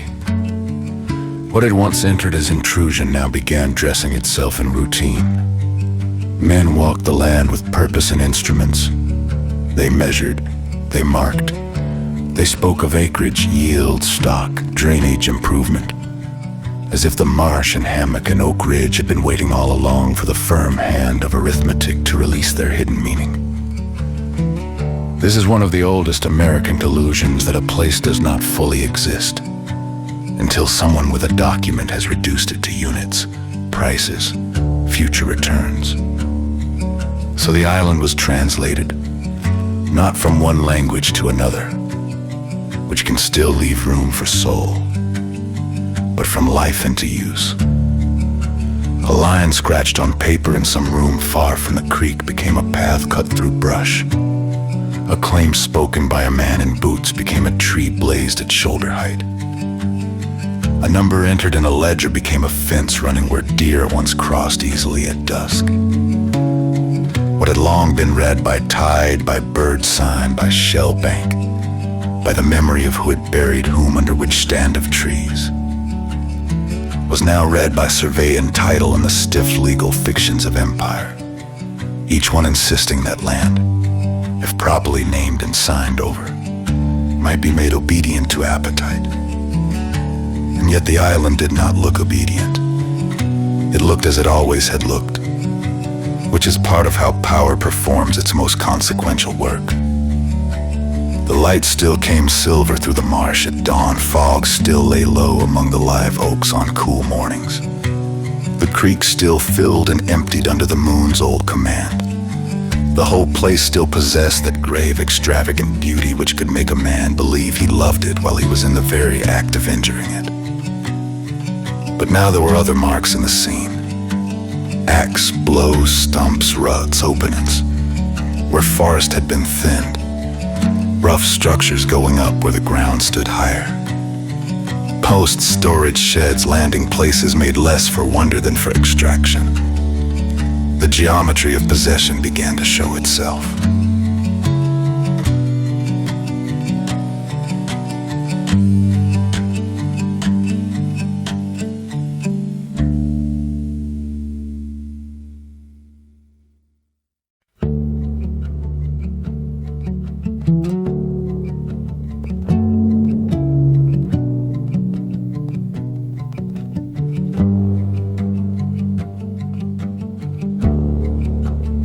I've always thought the fence is one of the purest moral objects in American history. Not every fence, of course. There are fences that keep cattle from wandering onto roads, fences that mark a kitchen garden, fences a father mends on a Saturday because there is dignity in maintenance. But the first colonial fence on a place like this, the first fence that rises not from mutual use but from exclusive claim, is never only wood. It is philosophy made visible. It says, this side and not that side, mine and not yours, inside and outside. Labor here, exclusion there, it turns landscape into argument. Once the fence comes, the field is not far behind. Fields do not begin as grand clearings, they begin with fatigue, with undergrowth hacked back in the heat, with roots fought out of the ground, with insects thick in the eyes, with men complaining, planning, calculating, with the dull repetitive violence by which a forest edge is made to retreat. Day by day the island was pressed into legability for people who trusted only what could be bounded, harvested, counted. Trees were felled not because they had ceased to be beautiful, but because beauty in the minds of owners always ranks below utility unless it can be made decorative. Marsh was watched for what it might yield. High ground was selected for dwellings, storage, enclosure, paths, widened landings improved. The place was being taught, or rather forced, to answer a new set of questions. What will it produce? How much? How fast? At what cost? To whom? That last question, the only moral one, was the one least often asked by those who stood to profit.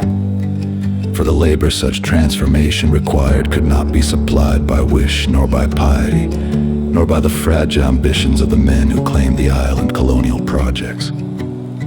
Always speak first in the language of vision, and only later admit that vision has hands, backs, lungs, hunger, and a breaking point. To make an island yield according to European expectation demanded bodies. Many bodies, disciplined bodies, bodies made to remain at work beyond comfort, beyond consent, before the full plantation order settled into place. Its shape already waited in the wings like a piece of scenery, about to be rolled forward.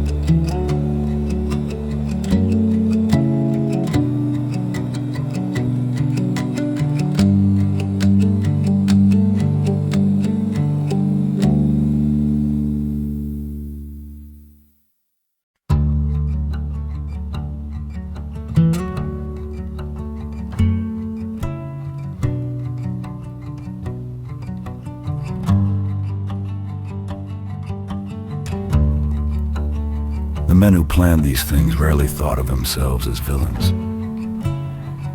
That is another American specialty. They thought of themselves as improvers, settlers, builders, Christians, managers, practical men confronting practical difficulties in a difficult world. They stood in half-cleared openings and imagined future prosperity with the solemn vanity of those who believe history will eventually adopt their point of view. One can almost hear them in the evening, boots muddy, sleeves damp, drinking something raw and imported while talking of promise, opportunity, discipline, markets, the troublesome resistance of weather, the need for reliable labor. Reliable labor. There are phrases that carry a whole century of blood in them before the blood has been spilled. And somewhere inside the island's changing life, the older inhabitants endured the narrowing of their own horizon. The people who had once moved through the place by inherited relation, by kinship with creek and shell and season, now found movement more watched, more constrained, more entangled in foreign demands. A path once ordinary became trespass. A shoreline once shared became claimed edge. A clearing once used by custom became somebody's future. The violence of colonial settlement does not always begin with open assault. Often it begins with the quiet insolence of rearrangement, the steady conversion of the familiar into the permitted, the lived in into the owned. Still as ever, life did not flatten into a single story. There were bargains, evasions, moments of mutual dependence, periods when the island's very difficulty forced practical cooperation between people who would otherwise have preferred domination without intimacy. Colonists needed local knowledge even when they despised the people who possessed it. Water had to be found, channels had to be understood. Storm seasons had to be respected or paid for. The coast was no patient servant. It continued to educate the arrogant by drowning, fevering, isolating, and confounding them. Some learned humility for a season. Most translated even their own vulnerability into a stronger desire to control. That desire entered the architecture of the place. Houses rose with porches and pitched roofs where breezes might be caught and heat discouraged. And even here the island performed one of its old enchantments by seducing those who would damage it into forms of dependence upon its intelligence. They borrowed the shade. They borrowed airflow.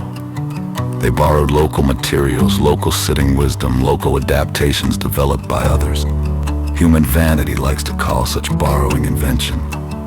The coast knows better. It knows who had to listen first. But the central architecture of the new age was not the house. It was the ledger. A house shelters bodies. A ledger organizes their use.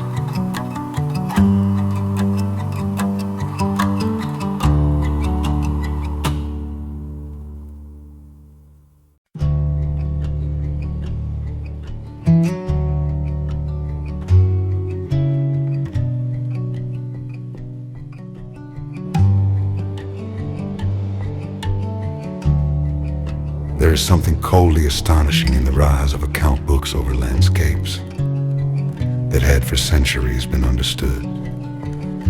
In terms of season, story, burial, hunger, kinship, and return. The ledger does not care what a creek smells like at low tide. It does not care how the moon changes the marsh. It does not care who first learned the sweet water hollows after rain. It records quantity, transaction, debt, anticipated yield. Once a place enters the ledger, it begins to be spoken of in numbers so often that numbers start passing for truth. How many acres cleared? How much timber taken? How many head of stock? How much rice might be attempted? How much indigo? How much cotton later? How much profit if labor can be secured? Housed, compelled, secured, housed, compelled. Listen closely and you can hear the future in those words, standing just offshore. For across the Atlantic and through the ports of the American South, another machinery was already turning with hideous efficiency. One that linked coast to coast, market to market, field to hold, prayer to whip, wealth to theft. The island had not yet fully received that next chapter, but men had begun thinking in the direction of it. You can feel the moral weather changing. A place once pressed by cross and claim is now being prepared for a deeper violation. One that will not merely intrude upon the island's life or redirect it, but root itself in the buying and selling of human beings. I imagine a planter or would-be planter standing near a rough table in the evening, a candle guttering, paper spread, one hand stained with ink, the the other still carrying the day's resin and dirt under the nails, and outside the night beginning its slow flood through the trees. Frogs taking up the racket in the low places, the marsh breathing black and silver beyond the house site. He bends over his figures, over columns and estimates and imagined futures, and perhaps for a moment he hears the island as it still is, vast, tidal, unconvinced, yet rather than being cased in by that sound, he mistakes it for invitation. He believes the land is opening to him. What it is actually opening toward is sorrow. Because the field and the ledger together are never enough. One demands labor, the other rationalizes what must be done to obtain it. The field says clear, plant, cut, carry, drain, mend, build. The ledger says acquire, assign, calculate, extract. Between those two voices, an entire human catastrophe can be constructed while respectable men discuss efficiency.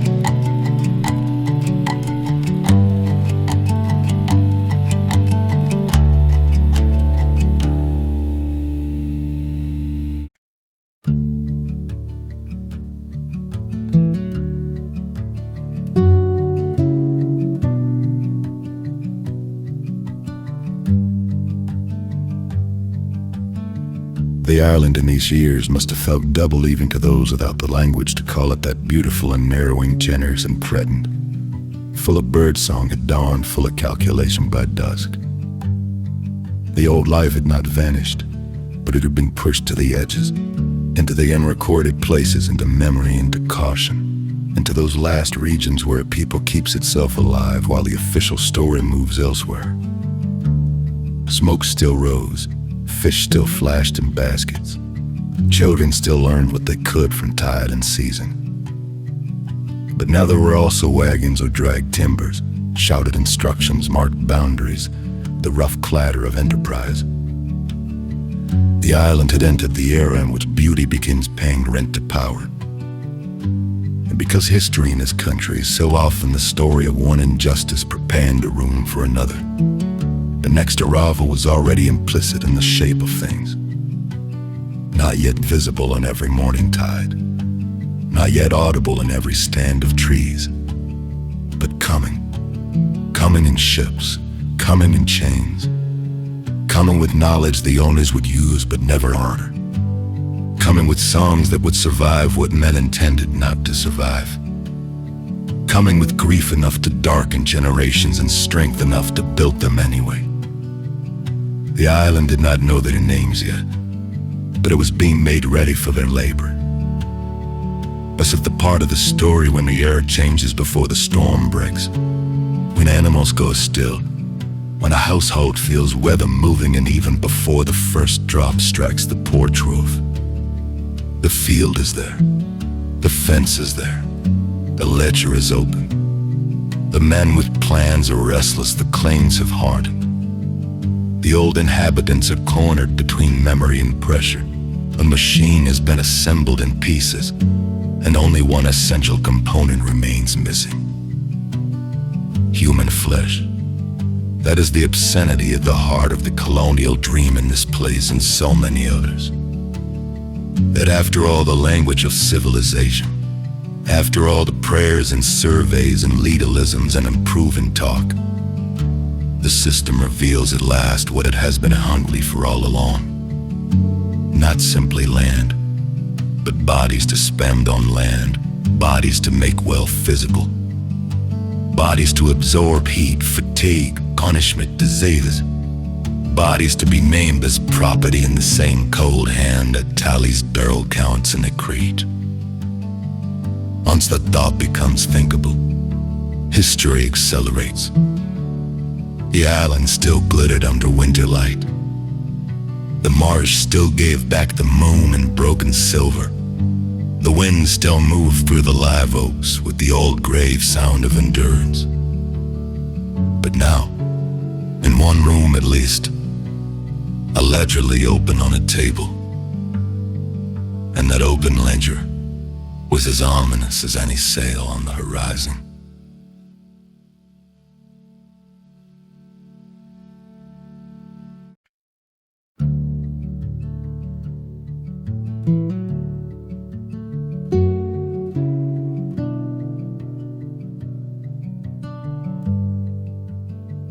first ship carrying them did not look from shore like a catastrophe.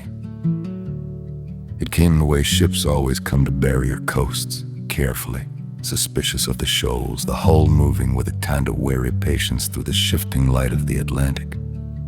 Sails drawing and slackening as wind and current argued quietly beneath it. From the beach, the vessel might have appeared merely another piece of the widening world. Another rumor-made timber and rope. Another floating geometry against the horizon that had, by now, grown accustomed to holding foreign shapes. But what it carried inside its darkened hold was not cargo in any honest sense of the word. It carried human weather, fear thick as humidity, sickness breathing through the planks, prayers spoken in languages the coast had never heard before, grief traveling with such density that the sea itself must have seemed unable to wash it away. Below deck, the air would have been almost uninhabitable, though inhabited it was bodies pressed into bodies, wrist bound, ankles shackled, the ship creaking with the slow agony of its human freight as it crossed that vast, terrible water, which the traders called commerce, and the enslaved would remember as rupture. Some had been taken from inland villages after wars they had never intended to fight. Some had been seized in raids that came at night. Some had been sold under the grinding pressures of old rivalries manipulated by European appetite. Each story began somewhere particular. A courtyard, a cooking fire, a child asleep beside a mother. And each story now found itself crushed into the suffocating anonymity of the hold. One of them was a young woman who had once known another coast.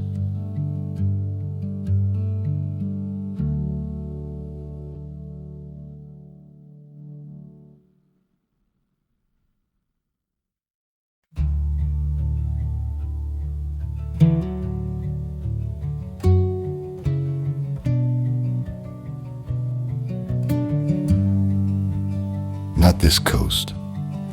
Not these pale tides and marsh creeks and live oaks holding their dark chambers over brine. But another shore where rice had already taught her the slow disciplines of water and patience.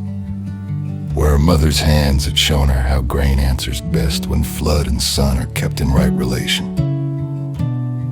Where a name spoken aloud still belonged wholly to the body that carried it.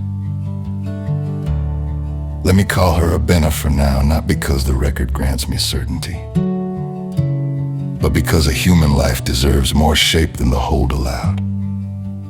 She had crossed the water with one memory she kept touching inwardly as if it were a charm. The sound of pestles rising and falling at dusk while women talked in the last light. That rhythm had once meant supper, kin, continuation. Here in the dark, it became a way of remembering that another world had existed before the planks closed over. The island did not know these stories yet, but the tide was bringing them closer. When the ship finally stood off the coast and the long boats were lowered, the marsh country would have been bright with the indifferent beauty of morning. The creeks were running full under a rising tide. Birds moved above the Spartina's sun laid its white coin over the water. From a distance, the island looked as it always had looked. Lush, patient, waiting in the quiet authority of land that had endured storms, empires, and centuries of human passage. Yet something irreversible was entering its life.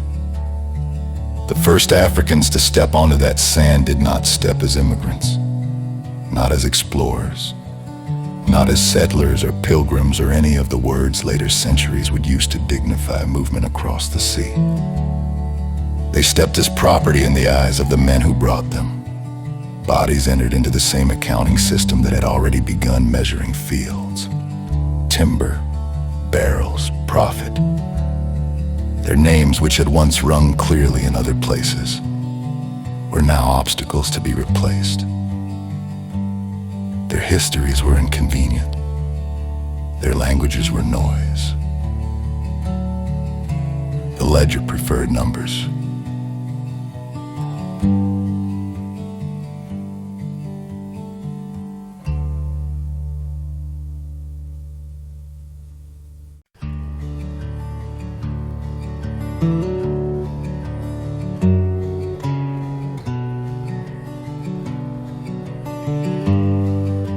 And yet the men who wrote those numbers down never understood the magnitude of what they had delivered to the island.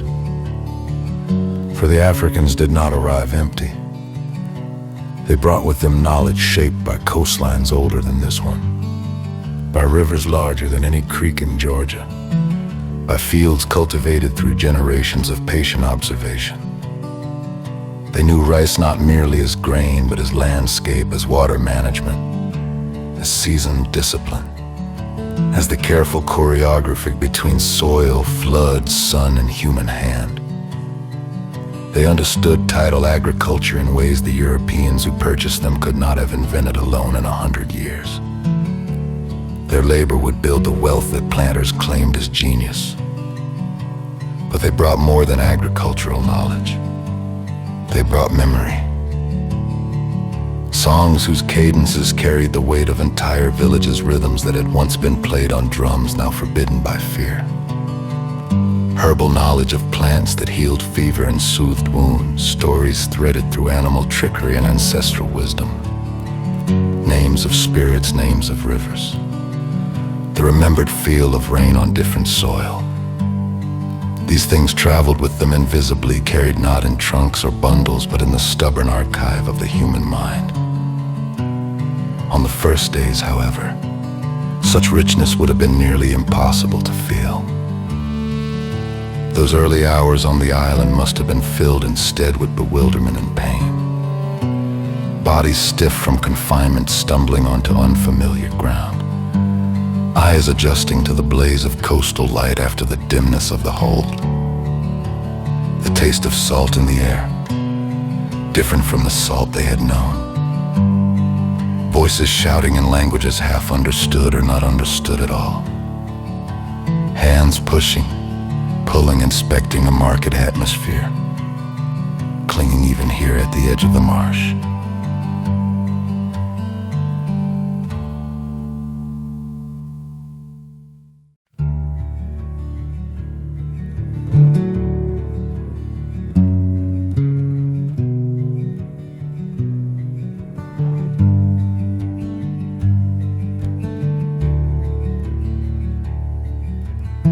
Abina stepped badly at first, the ground too bright after darkness, the air too wide after the rank press below deck.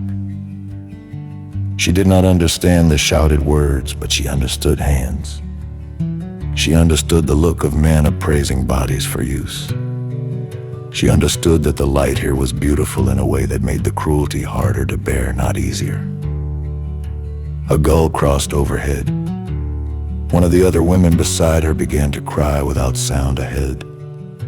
Lay trees unlike any she had known, and beyond them labor she could not yet imagine. Still, when her feet found the sand, some old bodily knowledge persisted beneath terror. She felt the quality of the ground. She looked at the way the water entered the channels. Even grief does not always cancel attention. The island itself received them with its usual indifference. Wind moved through the live oaks. The tide slipped into the creeks. Crabs wrote their frantic hieroglyphs across the mud. The beauty remained extravagant and unconcerned, which must have seemed to those arriving in chains almost unbearable. How could a place so green allow such cruelty to unfold upon it? But land is not judge. It is stage. What happens upon it belongs to the actors. Soon enough, the routines of labor would begin to shape the days. The fields that had been carved from forest and brush would demand clearing, planting, ditching, hauling.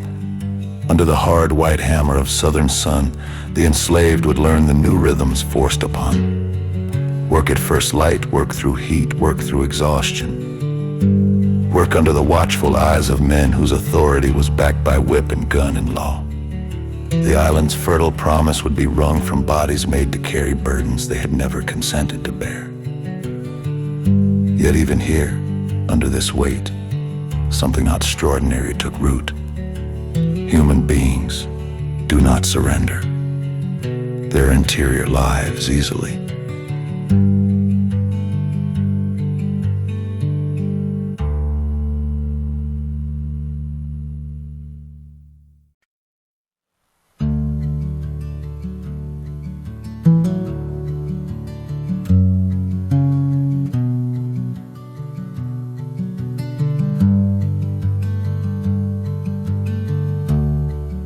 In the quarters, in the thin spaces of the night after labor, language began to bend and weave itself into new forms. African grammar meeting English vocabulary, shaping a speech that carried both memory and adaptation. Foodways evolved. Rice cooked with crab and fish and grains gathered from marsh, and field stories traveled from voice to voice, sometimes disguised as children's tales, sometimes rising through song, so that sorrow and endurance moved together in the same breath. The island had once heard other fires at night. Now it heard these, soft conversation under the trees, low singing that traveled through darkness like a tide, the careful passing of knowledge from elder to child. And those sounds a culture was being built under surveillance, a culture the owners would use, but never understand. Habana learned the island as she had once learned her first home, by use, by necessity, by the body's unwilling respect for what can feed it or kill it. She learned which mud would hold and which would take the foot to the ankle. She learned the smell of rain coming over the marsh. She learned where fish flashed in narrow creeks, and where the mosquitoes rose in such numbers at dusk that the air itself seemed to whine. And when the planters discovered how much she and others like her knew of rice and water and timing, they did what planters have always done with black intelligence in this country. They exploited it while pretending not to see it. The enslaved watched the island carefully. They learned its moods, its storms, its watercourses. They discovered which creeks allowed escape into deeper marsh and which trapped the body in mud. They learned the seasons of fish, the edible plants along the hammocks, the hidden places where prayer could be whispered or grief released without witness. The island, which had once taught earlier inhabitants the disciplines of survival, now taught these new inhabitants as well. Knowledge is stubborn that way. It crosses chains.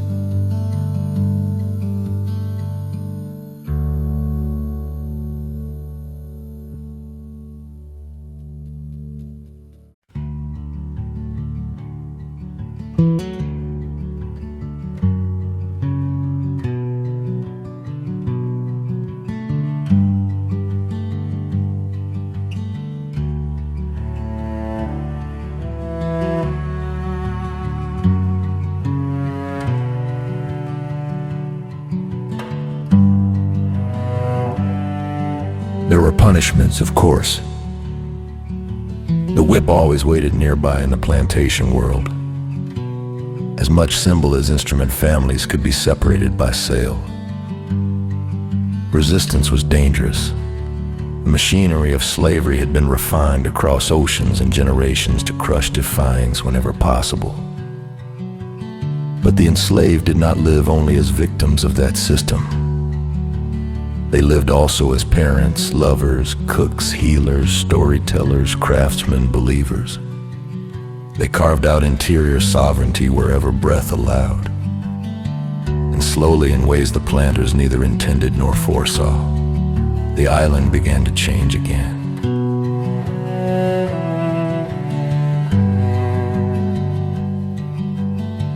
African memory braided itself with the coast. Rice fields extended into tidal systems shaped by enslaved knowledge, language transformed into what would later be recognized. The island, which had once taught earlier inhabitants the disciplines of survival, now taught these new inhabitants as well. They learned the knowledge of As the early foundation of Gullah speech, spiritual life deepened under the pressure of suffering, combining biblical narratives learned from missionaries with older cosmologies carried across the sea. The island was no longer simply a plantation landscape imposed from above. It was becoming something else beneath the surface. A hidden nation of endurance. In the evenings after the day's labor, smoke from cooking fires drifted through the quarters and into the trees. The smell of rice and fish mingled with marsh air. Children who had never seen Africa listened to stories of animals that spoke wisdom, and spirits that watched over the living elders sang lines whose origins stretched across oceans.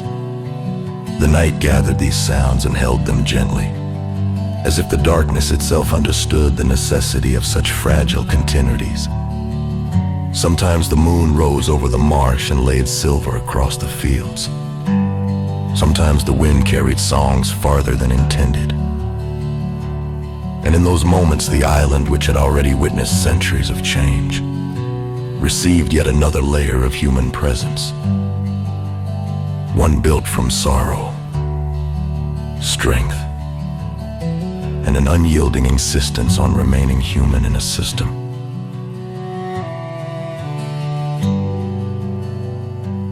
Designed to deny it.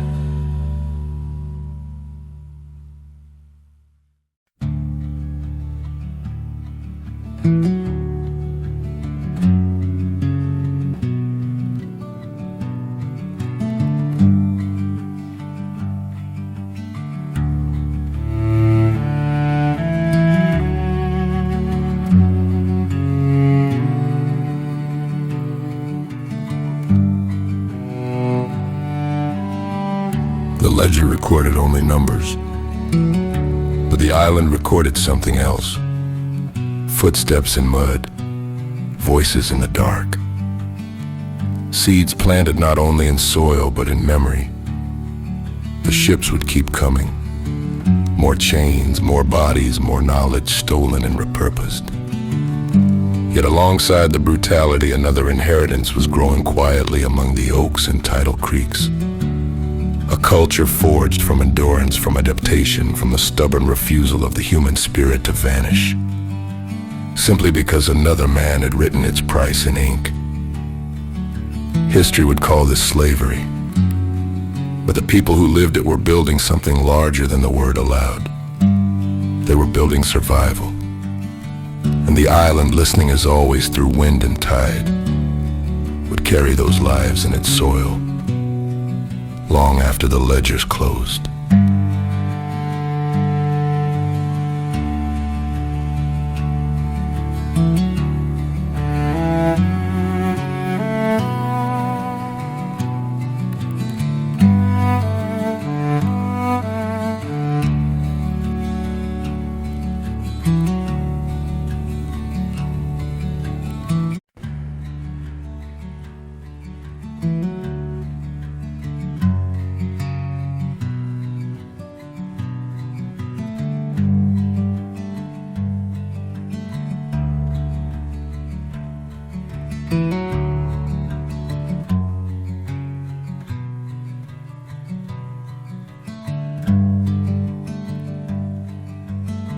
What was built on the island in those years was not visible from the big house. That perhaps is the first truth worth keeping close. The house on the rise with its porches and measured rooms and its anxious posture of command. The outbuildings, the storage sheds, the landing, the fields laid out in their wearying order. These things could be seen, counted, improved upon, repaired, entered in the ledger, defended in argument, shown to guests. They belong to the realm of ownership, and ownership has always preferred what can be pointed at. But the deeper life of the island, the life that would outlast account books and weather the ruin of walls and fences and names, was being assembled elsewhere. In the quarters after dark, in the yard behind the cook fire under the live oaks when the moon was up, in the hush between one generation's grief and the next generation's inheritance. It was being built in sound first. Not the sound the masters believed they governed, but bell, the order shouted across a field, the crack of command, the stiff little courtesies of plantation performance. But another register entirely, one that moved low and close to the body. A mother humming over a pot while rice thickened, a man cutting a board with careful strokes in the fading light, keeping time not with the saw but with a tune under his breath, children chanting something half game and half lesson in the yard. The old women speaking together in a cadence the owners heard as murmur, because power is almost always deaf to what does not flatter it. At night when the work was done and the day's terror loosened its collar by one notch, those sounds gathered and thickened until they became a kind of shelter. A people can make a shelter out of rhythm. Abina knew that before she had words for why it mattered. By then the years on the island had entered her body as labor enters a tree ring. Quietly, in accumulations visible only once enough time has passed. She stood over the pot in the doorway light, stirring rice with fish and greens while her daughter shelled peas nearby into a wooden bowl burnished dark by use, and handling smoke clung to the rafters. A smaller child slept in the corner, one heel showing from beneath a ragged cloth. Outside, somebody laughed low. Somebody else coughed. The whole evening held together by little more than food, fire, exhaustion, and the refusal to let the day have the last word.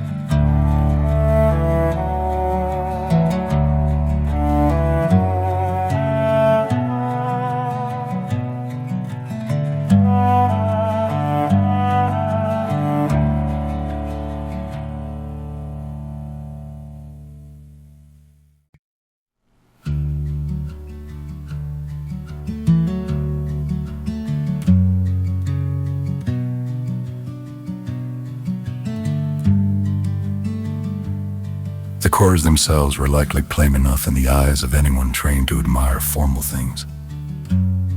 Cabins rough-built, weathered boards, dirt swept hard around the thresholds, smoke-blackened interiors, pots hung where they could be reached, bedding shared, tools leaned in corners, children asleep in improbable tangles. But poverty of materials does not mean poverty of meaning. A room in such a place had to do everything. It held sleep and sickness, laughter and childbirth, prayer and punishment remembered, mending, cooking, stories, fever, whispered plans, and the sudden sharp joy of seeing someone you loved step through the doorway at day's end still alive. The architecture of survival is never ornamental. It is sacred in use.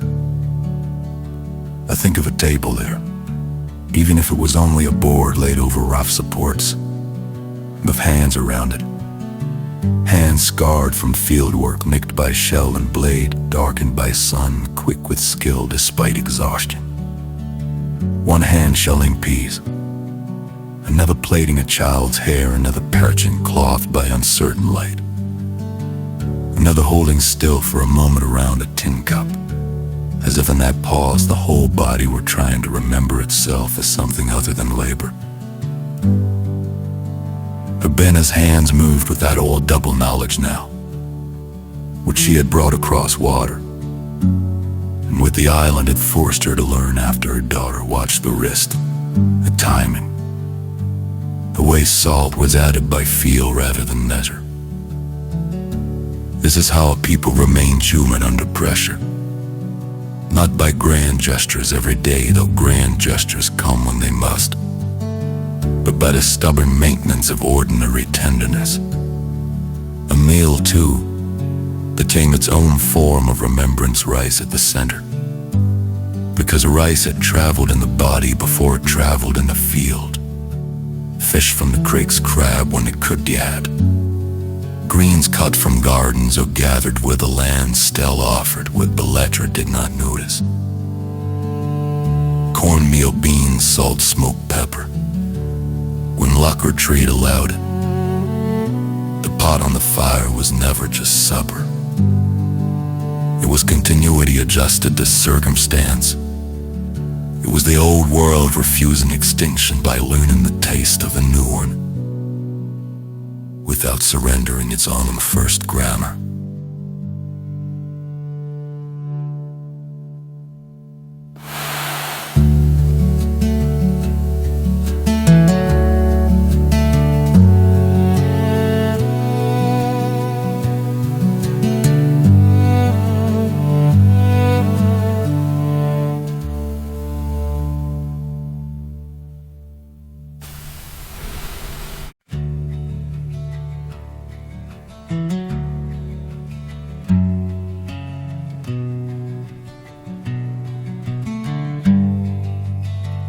I want to move slowly here, because this is where the American story is most often told wrong. Either the enslaved are shown only in suffering, as if pain consumed every available inch of life, or else they are sentimentalized into saints of endurance, polished smooth for the convenience of later consciences. But life in the quarters, like life anywhere human, was denser than both those lies. There was fatigue that made speech feel expensive. There was anger with no safe address. There were jealousies, flirtations, stubborn pride, foolishness, jokes so sharp they could make a bent man stand upright laughing. Sudden quarrels, children whining, babies fretful with heat. Old grievances resurrected over some tiny slight, because a tiny slight is sometimes all a crushed life can afford to fight about. Alongside it, threaded through it, there was devotion. Not soft devotion, not decorative devotion, the kind hammered into being by necessity. A mother wrapping a child against the cold edge of a coastal winter night. A man walking back from labor with one fish hidden for his household because hunger has its own ethics. A girl watching an elder's hands at the hearth and learning not just recipe but sequence, proportion, patience. The transmission of a people through the wrist, someone sitting up with the sick, someone washing the dead with care no ledger would ever record. Someone telling a frightened child a story that made the world seem survivable for one more night. That is civilization too. In the praise meetings, in the hush arbors, in the improvised sanctuaries under trees, spiritual life on the island took on the shade pressure had demanded of it. Flexible, coded, intense, full of biblical thunder and older undercurrents. A faith spoken in the language of Exodus and Jordan and deliverance, while beneath those words moved other inheritors, older rivers, older spirits, older ways of reading the boundary between living and dead. Plantation Christianity, where it sought obedience, offered one thing. The faith made by the enslaved themselves became something else. Lament, prophecy, endurance, coded speech. A music by which sorrow could travel without breaking the singer entirely.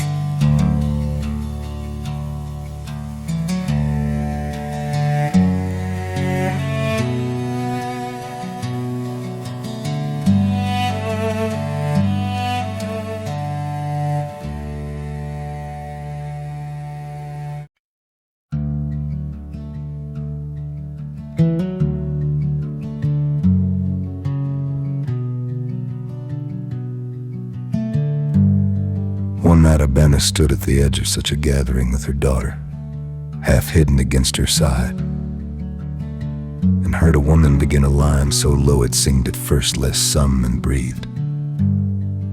Then another voice caught it.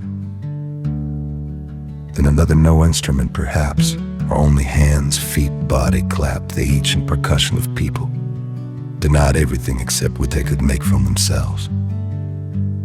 The song rose slowly, taking on muscle as it moved, and the children listening from the dark learned before they knew they were learning that grief could be carried in company, and that hope, to mean anything in a place like this, had to be built with weight in it. By daylight, many of these same people were forced into roles the plantation required. Field hand carpenter, cook, nursemaid, boatman, driver under pressure from above and below. Domestic servant moving quietly through rooms built from other people's suffering. But at night, and the slant space is not fully owned by the master's eye, the name shifted mother, auntie, brother, singer, healer, midwife, story keeper, child of God, child of the old country, child of this coast now too. Whether willingly or not, slavery sought to reduce persons into functions community, kept reasserting personhood in the grammar of kin. And kin, on plantations, was an art as much as a fact. Blood mattered, yes, and was often broken on purpose by sail or thread. But kinship had to grow larger than blood because the system was built to injure blood ties first. So aunties appeared who were not aunts by birth and yet were truer than many legal relations. Brothers were claimed across cabins, across tasks, across different inward origins. Elders, without surviving children, became grandparents to the chorus. The young carried water for the old carried memory for the young. A people under a soul widened the house of belonging because the smaller house had too many doors peeped in.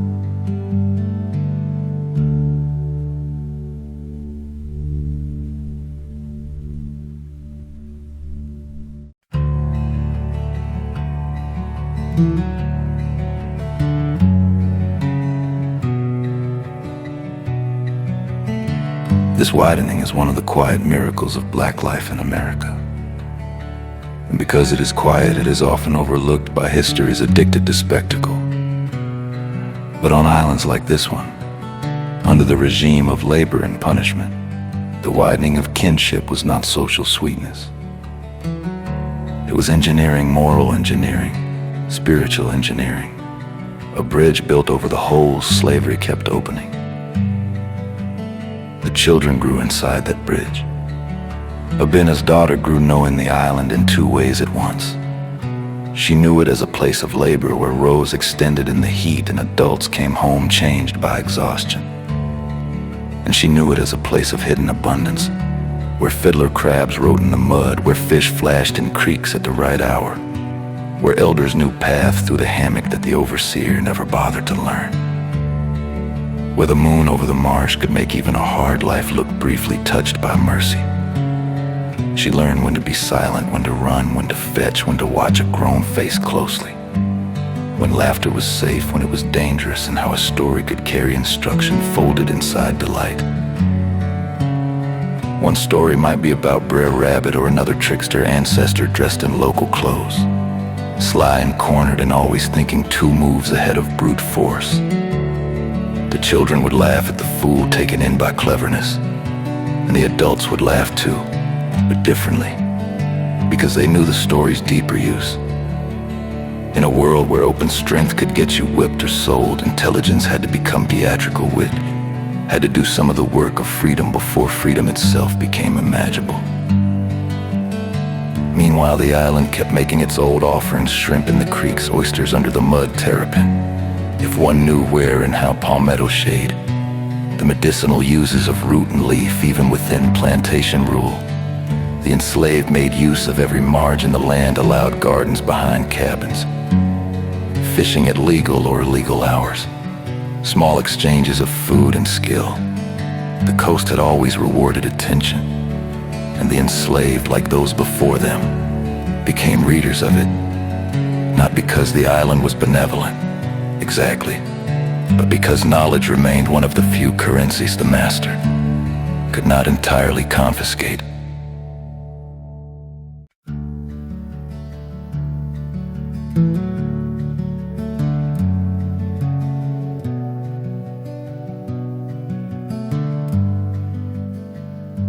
I keep wanting to say the quarters were a nation, but that risked grandeur where the truth was humbler and more piercing. They were a cluster of cabins under domination. They were a place of vulnerability, of surveillance, of bodies worn thin. Yet within that narrowness there burned a civic life of astonishing depth. Rules of mutual aid, rituals of mourning, recipes passed hand to hand like heirlooms, courtship conducted in fragments of time. Pride in a swept yard. Pride in a child's clean collar for Sunday if Sunday came easier that week. Pride in a hymn sung right. Pride in a garden row kept living through weather and neglect. Pride. Because pride is one of the last shelters against a world organized to humiliate. And humiliation was always near. A command from horseback. A child pulled toward the house and away from its mother's day. A woman inspected as if she were livestock. A man addressed by his first name or no name at all by someone far smaller in soul than he was. The insult lay not only in labor, but in the daily theater of subordination under such a regime. Every private act of self-definition mattered to season a dish a certain way. To speak a word from the old speech to braid hair and remembered patterns to bury the deck with care. To sing after suffering. These were not quaint customs. They were declarations. Sometimes the only declarations possible. I am still here. We are still here. We have not agreed to be what you say we are. By the end of those years, the island had changed beyond anything the first surveyors or the first priests could have predicted. Yes, it had become a plantation landscape more fully. The place where wealth moved outward and suffering was meant to stay put. But it had also become a cradle to people whose inner life was already making something future from the wreckage of the present. The owners thought in seasons and markets. The enslaved, because they had to, thought in generations. That is a harder and holier kind of labor.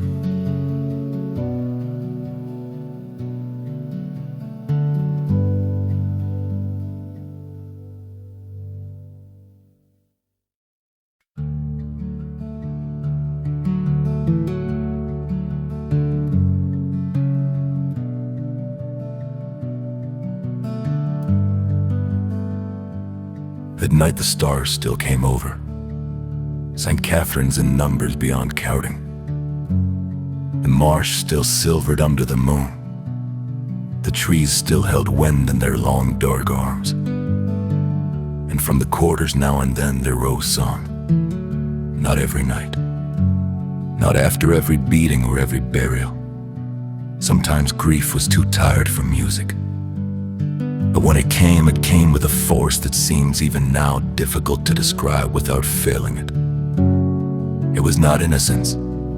It was not resignation. It was not performance for anyone outside the circle. It was evidence. Evidence that the soul, though bruised, had not signed the papers of surrender. Evidence that memory could survive transport. Evidence that what was being born on the island under coercion would one day outlast coercion itself. The big house could not hear all of that, but the island could.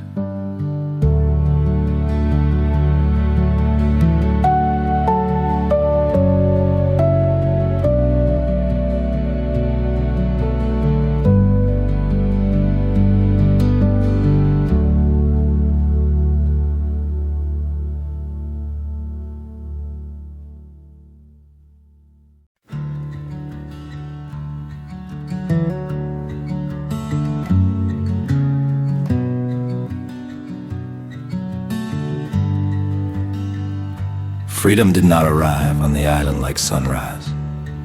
It did not come all at once, washing every surface clean, turning the old brutal architecture transparent and then to dust. It came the way weather changes along the coast, first as a pressure in the air, a difference too subtle to name, then as rumor moving faster than certainty, then as a fact spoken in one place and doubted in another. Then as a trembling in the body when the thing once whispered begins against every training of despair to sound almost possible. Somewhere beyond the marshes men were fighting a war over the meaning of the nation. Somewhere beyond the creek's proclamations were being written in the cold formal language by which governments sometimes stumble into justice for reasons mixed at best. But on the island itself, what freedom first felt like was not abstraction.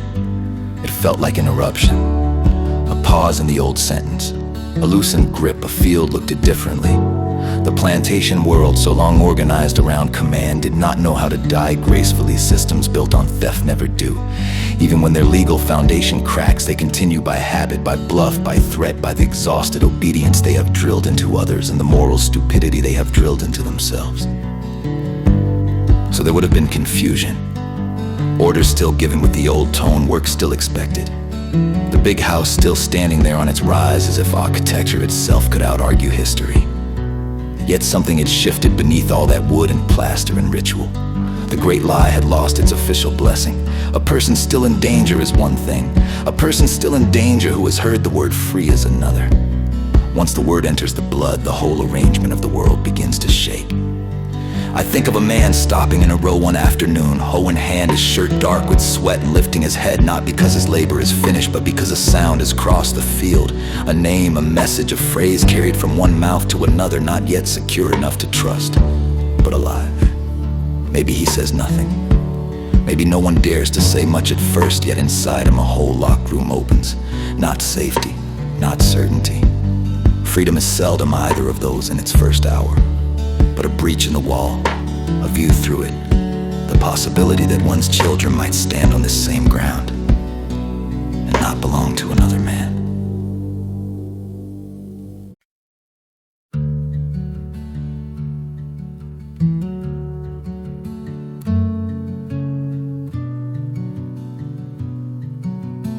The possibility changed everything because land, to those who had worked it under the whip, was never an abstraction. It was not scenery, not investment, not a creed in the smooth, dead language of deeds. It was a place where your back had bent, where your sweat had entered the soil without recompense, where your mother had crossed with a basket at dawn, where your father had vanished into labor before sunrise, where the dead lay near enough that on certain evenings one could almost feel the nearness of their company in the trees. To own land after slavery was not greed. It was moral repair made visible. It was the chance to set one's foot down on earth and say, at last, the labor and the love that happened here will answer back to us. This is the part of the American story that still has too much heat in it for the country to tell cleanly. The dream of black land ownership after emancipation was not marginal. It was central. It was the deep practical theology of freedom. What is liberty without a patch of ground? What is citizenship if every road can still be closed by the old master's displeasure? If every wage can still be stolen, if every family can still be pushed from place to place by the appetites of those who call themselves your betters? No. Freedom wanted fences of a different kind now. Not the fence of exclusion, but of protection. A fence around a garden, around a yard, around a place where children might grow without sail hanging over their sleep. So on islands like this one, and on nearby lands, there rose a hope so modest in statement, and so revolutionary in fact that it still startles the imagination. A cabin repaired for one's own household, a row of beans that answered to no overseer, a fishing net cast for one's own supper, a church board discussed by people whose souls were no longer in law, owned a marriage standing in daylight with no auction block waiting down the road to contradict it, a surname chosen or kept with intention, a child taught letters not as forbidden contraband but as inheritance. A banner lived long enough to see the old structure crack, though not long enough to trust the cracking fully. It was her daughter who stepped first into the sharper air of freedom and found, beneath the fear and confusion and appetite she had inherited without ever having been allowed to name it plainly, land. Not his possession in the master's sense, but his footing. Let me call the daughter Ruth now, because the generations must begin to hold in the mouth as well as in the blood. Ruth had grown up on the island learning two grammars at once. The grammar of labor and the grammar of inward survival. And when freedom came in its ragged, partial way, she She understood almost at once what many northern speeches never did. A word was not enough. A law was not enough. The free Bonnie needed a yard, a field, a table, a place where a child might sleep without sail, hiding in the dark.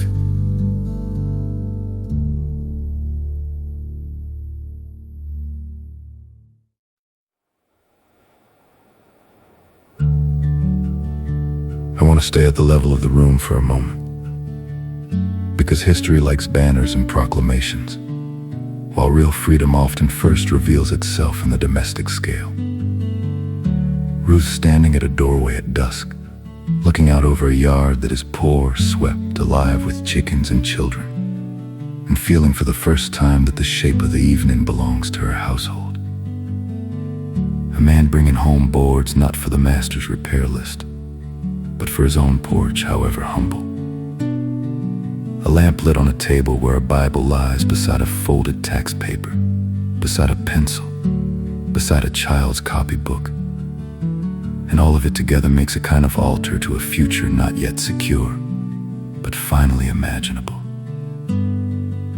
The cup on the table is never just a cup in such a room.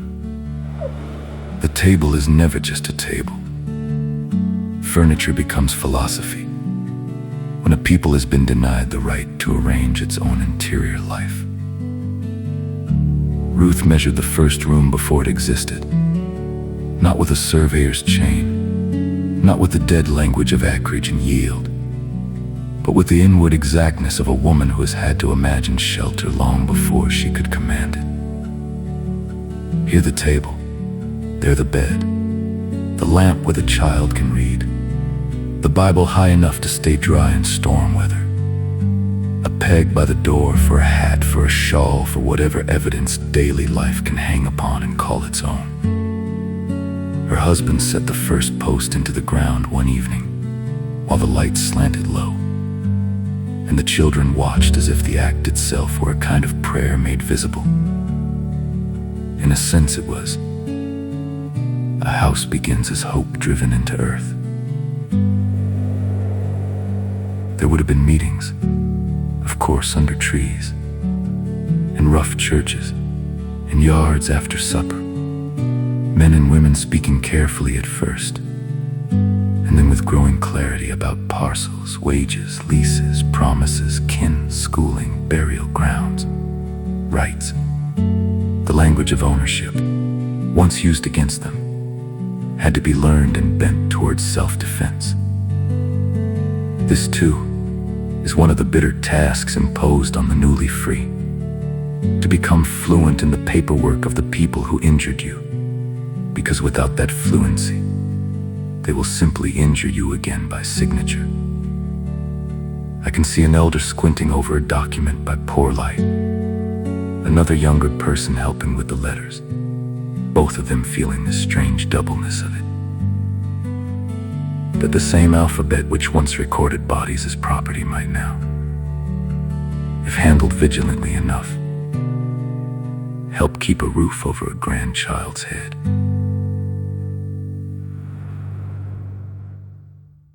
And because black life in America has so often been forced to build beauty under siege, these first arrangements of freedom would have carried not triumphal excess, but a tender precision. The swept floor, the patched curtain, the straightened hat for Sunday, the bench outside a house where old people sat in evening air and named who belonged to whom. The little gardens, maybe collards, maybe peas, maybe herbs remembered from both Africa and coast. Maybe flowers too, because dignity has always insisted on beauty. Even when utility claims the whole field, a people who had labored under ownership now turned ordinary maintenance into a declaration of selfhood. Ruth's boy carried a copybook along the sandy path with the solemnity children sometimes give to objects whose meaning exceeds them. He knew enough to understand that letters mattered, not enough to understand why the grown people's faces changed when papers were unfolded on the table at night. Still, he copied them carefully, Those strange black marks that had once existed only on ledgers and passes. And now in the cramped room smelling of lamp oil and cooked food, seemed capable of opening another future. This too was freedom. Not certainty, but instruction. The possibility that a child might inherit language as tool and not only as threat. This chapter, if it is to think deeply, must not lie by suggesting emancipation solved what slavery had built. It did not. The old owners remained nearby. Poor perhaps in law and fortune, but rich in habit, network, race feeling. And the ancient American confidence that any freedom granted to black people must sooner or later be corrected. Violence had not vanished, fraud had not vanished, hunger had not vanished. The market still leaned white, the courts still leaned white. The language of contracts, so noble in speeches, remained treacherous in the mouths of men who had never accepted the moral fact of black personhood. But for a while, in uncertain patches of ground, the dream lived vividly enough to be touched. And that matters, because there are histories that survive only as grievance, and others that survive as proof. The dream of land among the freed people of the Georgia coast was proof. Proof that after generations of forced labor, what people wanted was not revenge but footing. Not vengeance but continuity. Not domination but the right to build a house whose door would open onto a future their children could expect to inhabit. That desire, so plain and sane, reveals the obscenity of what was done to them before and after more clearly than any speech of outrage ever could.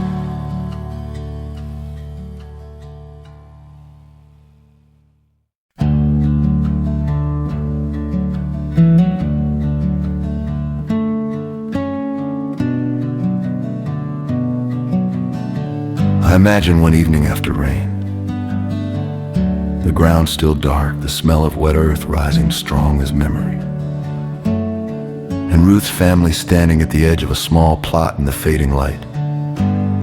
No one speaks for a while. The children are restless. The adults are tired. But there is a feeling moving among them that is almost too large for the body to hold. Not certainty. Never certainty on this coast where storm and law can both arrive from nowhere. But relation, chosen relation. The idea that the land ahead might record their names not as labor assigned to someone else's field, but as family joined to place by work and care and burial and Sabbath rest. Ruth's husband drives a post into the ground. Ruth already knows where the table will go. The boy kneels in the dirt drawing letters with a stick. That too is freedom. The right to imagine interior space before it exists. How much of a life is built from that invisible act? You picture the room, then you make it, then you defend it. Then one day someone tries to take it. But that sorrow belongs fully to the next chapter. For now we remain inside the brief fierce weather of possibility, schools beginning in borrowed rooms. Churches thick with song and argument, men learning the price of timber and the cost of nails. Women keeping accounts and memories sharper than paper. Children carrying books along sandy paths where only a generation earlier their elders had carried water under compulsion. The island itself, long accustomed to holding human grief, now held another atmosphere too. Expectancy, a dangerous feeling. Yes, because power always notices hope in black people and moves quickly to tax it, mock it, or crush it. Still, expectancy filled the yards and thresholds. It sat at kitchen tables. It walked beside people to prayer meeting. It rose from gardens. And perhaps nowhere did it appear more beautifully than in the making of names. Freed people choosing surnames, restoring older ones, binding themselves to kin by naming, cutting themselves loose from ownership by naming, telling the world in the most ordinary form available that personhood had returned to the mouth, to say your own name and have it answer to your own household. There are countries born and wars fought inside that simple act.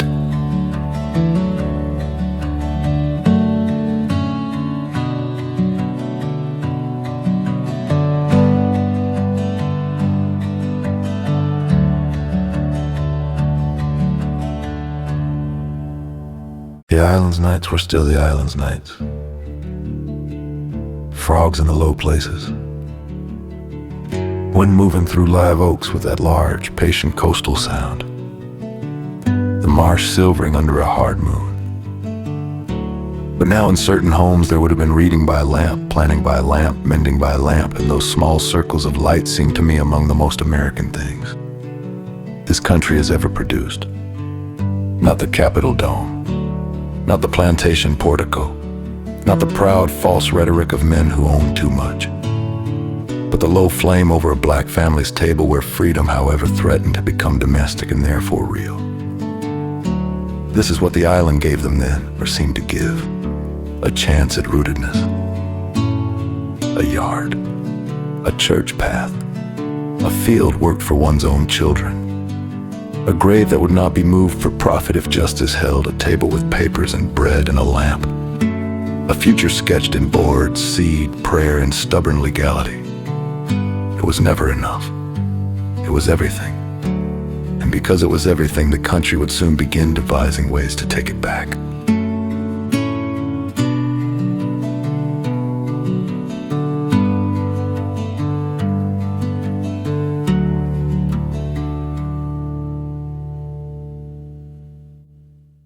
What can be stolen by whip is obvious. What can be stolen by paper is the more American crime. By the time the dream of land had begun to settle into boards, gardens, church paths, and the low, proud domestic order of black freedom, the old powers had already begun devising their return. They did not always come back wearing uniforms or carrying torches, though sometimes they did that too. More often they returned in collars and cuffs, in county offices, in contracts folded neatly into pockets, and tax notices, and corrected boundaries, in the calm administrative voice that says, "This is merely procedure," while it slides the knife between a family and the ground beneath its feet. The country likes to imagine theft as a noisy thing, a raid, a seizure, a man with a gun at the door. But theft in the American South after emancipation often conferred discs, ink stamps, signatures, delays, disputes over title agreements made verbally and denied later in writing, wages held back, leases revised, access routes closed, debts expanded by arithmetic no poor man had the time or schooling to contest. A people who had survived auction blocks and overseers now found themselves facing another regime of dispossession, one that smiled more often, quoted law, and called itself order. This is where the story turns cruel in the most intimate way, because what was being taken was not merely land in the abstract, but arrangement. The room finally imagined and built, the yard swept every morning, the fig tree or bean row or collard patch that had begun to answer to a family's care. The church bench worn smooth by the same bodies returning week after week. The graveyards, Lord, the graveyards, where the old ones lay under handmade markers or no markers at all, but known, deeply known by those who came after. To take land from such people was to take the map by which memory had learned to walk.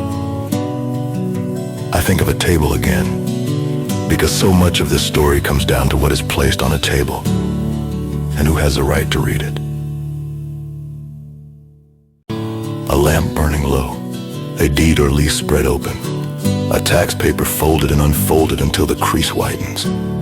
A man staring hard at words that seem plain enough one moment and treacherous the next. A woman beside him, silent at first, then asking the sharper questions because women in such histories are so often the first to hear danger in polite language. The children nearby pretending not to listen and listening to every breath outside. The island night moving as it always moved. Frogs in the low places, wind in the oaks, March silvering under the moon. While inside that room, the old American machinery of removal begins turning again. Ruth was that woman now. The lamp lit her cheekbone and the backs of her hands while her husband worked slowly through the paper with his lips parted just slightly, as if the right understanding might come not through the eyes alone, but through the whole strained effort of the face. Their boy sat at the far end of the table with his copybook closed under one hand, learning in that hour something no child should have to learn so early.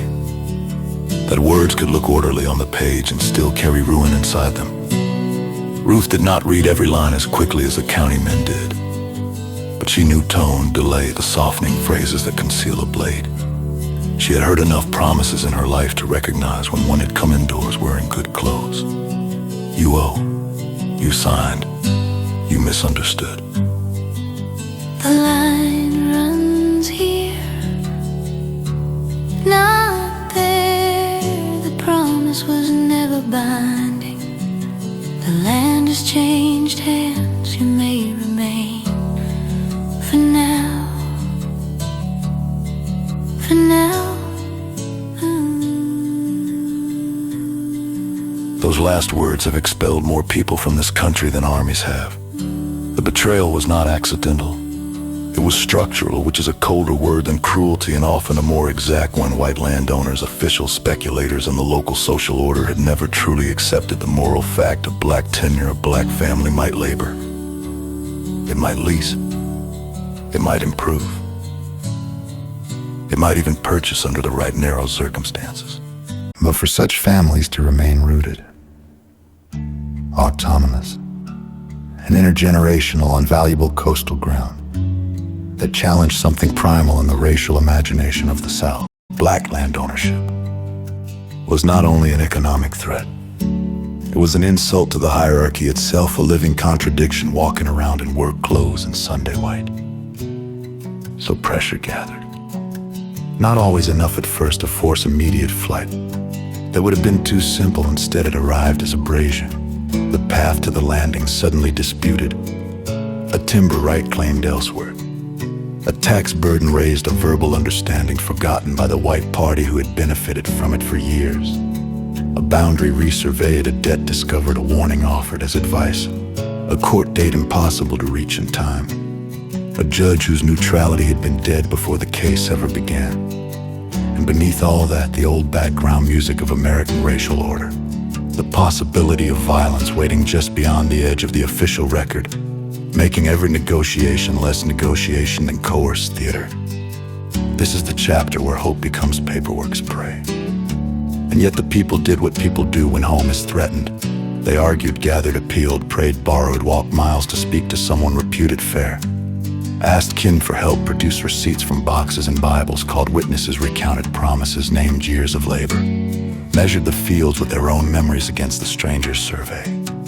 There is a heartbreak peculiar to such scenes, decent people trying to meet the state in good faith while the state has already rented its conscience elsewhere. Ruth's husband stood one afternoon in late heat with several other men at the edge of a disputed line, hats in hand or on head according to temperament, while another man, white official or unofficial, it scarcely mattered, spoke in that level practical tone by which injustice often disguises itself as inevitability. He gestured with paper. He gestured with a stick. He gestured to a tree blaze or a creek bend or some feature. The land itself had long since half erased. The black men answered from memory, from use, from the lived geography of years. We planted here. We buried there. My father marked this. The old road ran that way. For them, the land was full of relation. For him, it was full of transferable rights. Everyone was speaking of the same ground. They were not speaking of the same world.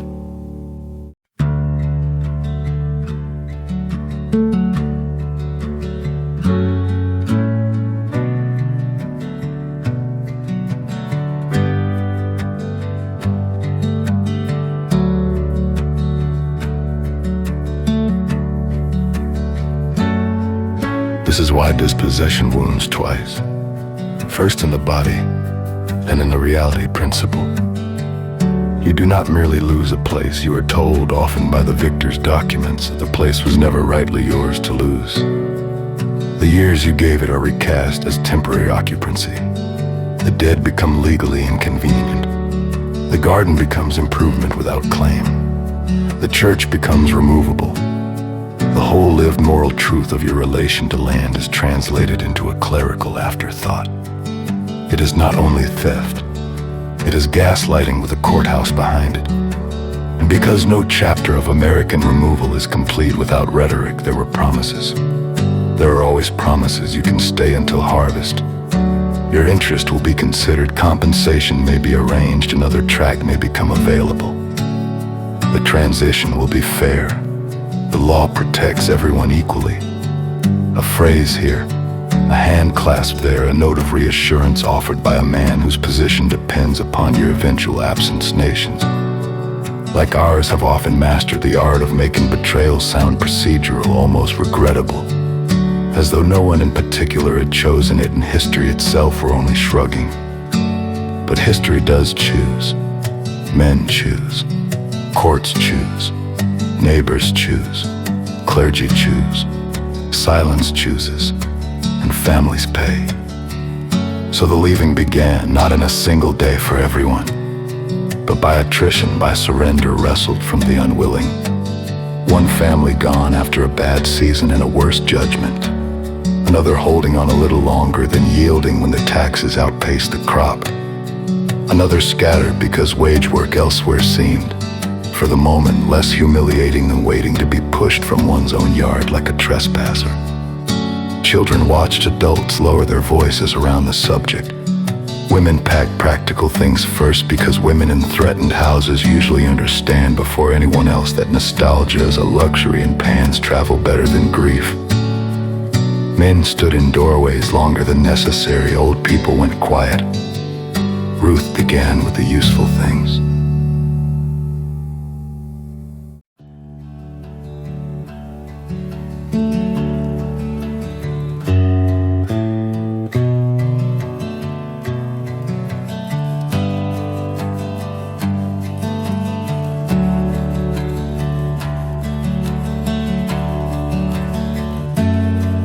Not because she loved the place less, but because love under pressure becomes practical if it means to survive.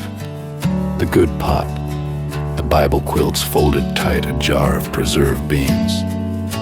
The boy's copybook, the bundle of papers tied in cloth, no matter how little she trusted them now. Because sometimes the thing that cannot save the house may still one day save the truth of the house. Her husband moved more slowly, touching objects before lifting them, as if the room itself might yield some last appeal if he only delayed long enough to hear it. Outside, the yard lay in the late light looking offensively peaceful, chickens scratching the fence, holding the path to the road still just a path. That is another cruelty of removal. The beloved place rarely looks guilty while it is being taken from you. What do you take when the house itself cannot come? The Bible, if there is one, the good pot, quilts, tools, photographs later perhaps if the years are later, a jar of something preserved, a bundle of papers tied in cloth, seeds, sometimes, always the children. If you can, always the children. And what cannot be taken becomes the true wound. The porch light falling at a certain angle in late afternoon. The smell of the yard after rain, the route from house to church, walked so often the feet know it without command. The nearness of graves, the fig tree planted by a grandfather. The exact sound the screen door made, or before screens, the exact groan of a board at the threshold. The place in the wall where height had been marked in pencil year by year. This is what America has so often taken from black people when it took land.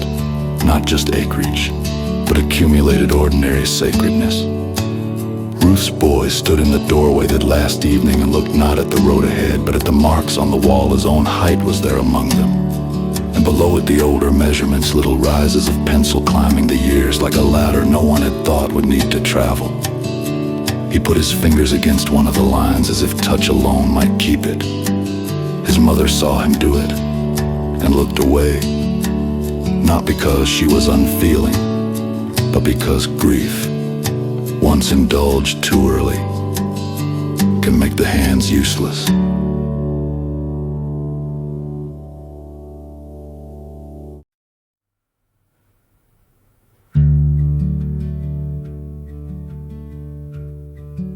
I want to be careful here. Not to rush toward tragedy as though tragedy were the whole point. The point is relation, and the severing of relation. The family forced off a place is not only a family made poor. It is a cosmology broken at ground level. The yard no longer teaches the children who they are. The dead are left behind or visited less often. The stories lose their anchor points. Over there replaces here. Memory begins the long work of carrying what property law refused to protect. And yet memory is not nothing. It is often the last deed the dispossessed possess. So perhaps a grandmother in later years, living inland or in town or in some reduced circumstance, still tells the children where the house stood as if giving directions to a kingdom underwater. The road came in by the pines. The church was beyond the bend. Your granddaddy set posts there. We fished that creek. Your aunt was born in that room. The old folks lay over under those trees. She says these things not because she believes the land will necessarily be returned, though perhaps she dreams it, but because naming is the final defense against erasure. If the children can say where it was, then the theft remains theft and does not become destiny. The island, meanwhile, goes on. That is one of the hardest facts to bear. The marsh still fills on the tide. Fiddler crabs still work the flats. Wind still moves through the live oaks with that same old grave authority. The beauty remains after the betrayal. And because it remains, the betrayal seems in some ways sharper. A lovely place does not become less lovely because the law has behaved obscenely upon it. The same moon that shone over the first freedom meetings now shines over departures. The same creeks that fed generations now watch boats carry them away.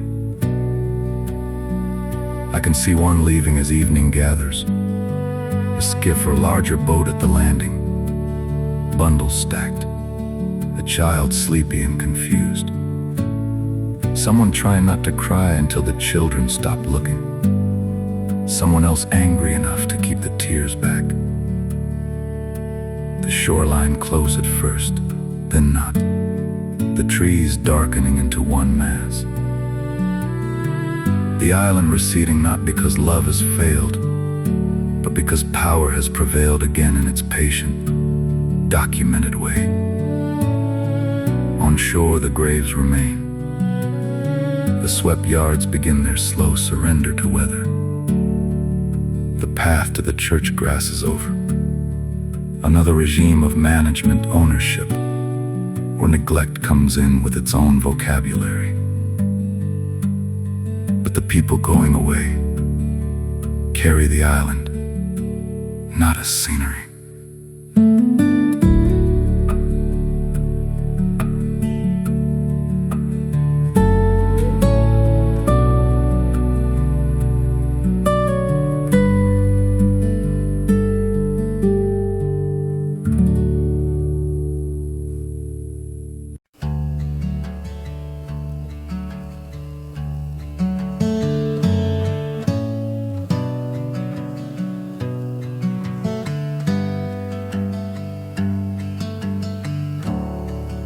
Ruth turned once in the boat before the landing, slipped fully into dusk.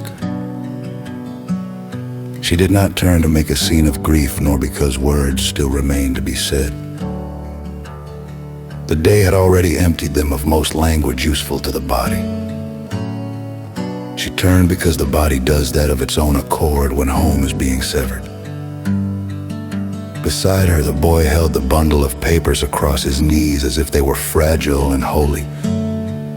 Both behind them, the island darkened into one long mass of trees and grass and remembered rooms. In that last look, Ruth knew something deeper than law. What had been taken there had been built honestly, loved honestly, and taken dishonestly, no matter what the documents claimed. They carried it as unfinished sentence. This, I think, is why so many American places feel haunted even when the houses are gone.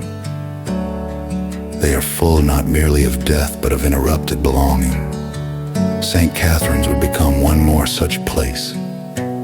Beautiful, burdened, layered with labor and prayer and theft, the ground holding what the law denied.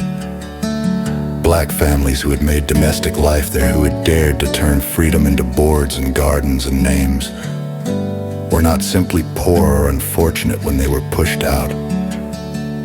They were defrauded of continuity. That word matters to me. Continuity. Because what was broken was not only ownership, but sequence grandparent to parent to child. Recipe to table path to church story to graveyard hand to fence post. Seed to next year's row.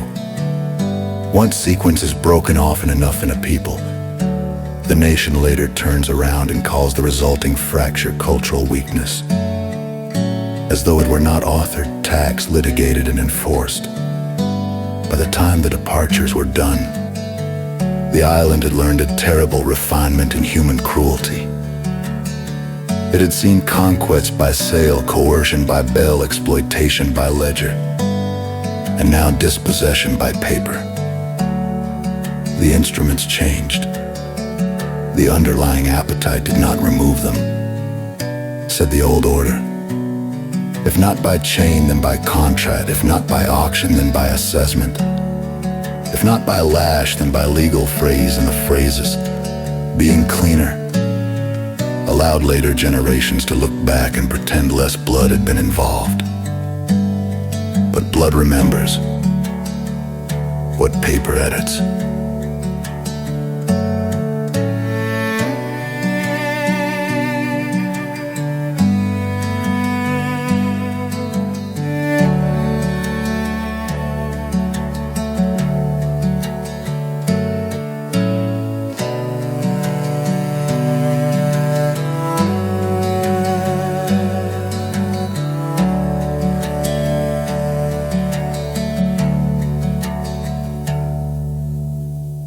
Night came as it always came over the marsh, over the trees, over the abandoned rooms, over the boats carrying families toward elsewhere.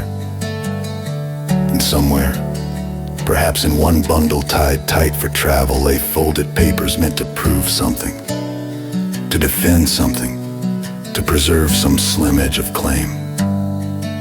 Maybe they would matter later. Maybe they would not. Often in black history, the document matters and does not matter at once. It cannot save the house.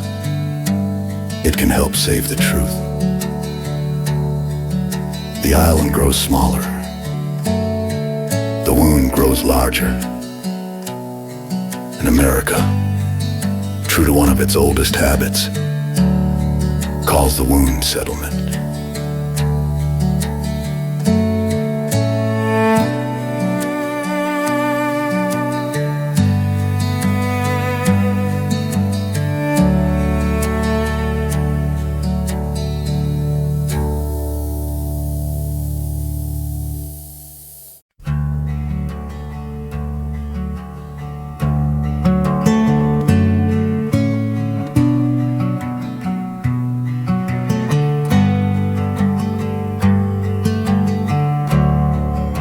By the time we return to the island, in the modern age, history has learned to disguise itself as landscape. That may be the first thing anyone feels stepping into a place like St. Catherine's now. If they know even a little of what happened there, and if they possess the kind of inward quiet necessary to hear a place before naming it. The marsh still opens under the sky in those broad, shining reaches that make the coast look less like land than like thought briefly given water and grass. The live oaks still hold their dark muscular weather beneath the weight of their own branches. The creeks still slide in and out on the moon's old timetable, as if no empire had ever thought itself permanent here. And yet nothing one sees is innocent anymore. Not the ruined wall, not the shell underfoot, Not the clearing that looks natural until you realize it remembers a roof. Not even the silence. Because silence on an island like this is never emptiness. It is accumulation. And there's another layer now, modern and no less telling for being quiet. The island remains withheld, still private, still governed by permissions, research, and stewardship rather than ordinary belonging. Even the present tense reaches it only conditionally. That fact does not cheapen the place. It sharpens its St. Catherine's remains. In every era, an island partly approached and never wholly possessed. You come ashore, or I do, in the mind that has been writing this book. And the first feeling is not romance. It is pressure. The beautiful pressure of layered time. The sense that you are standing where too many sentences were broken off mid-breath and left adrift above the grass.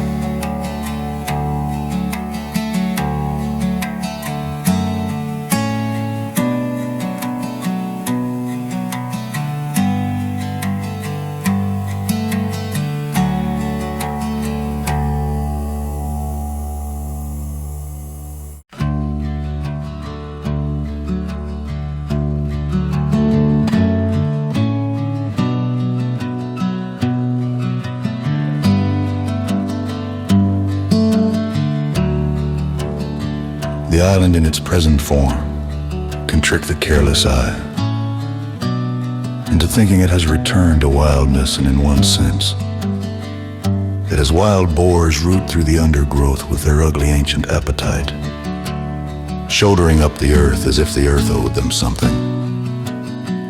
Fiddler crabs keep writing their brief, frantic scripture in the mud at low tide. Herons lift out of creeks like folded paper, sudden remembering flight.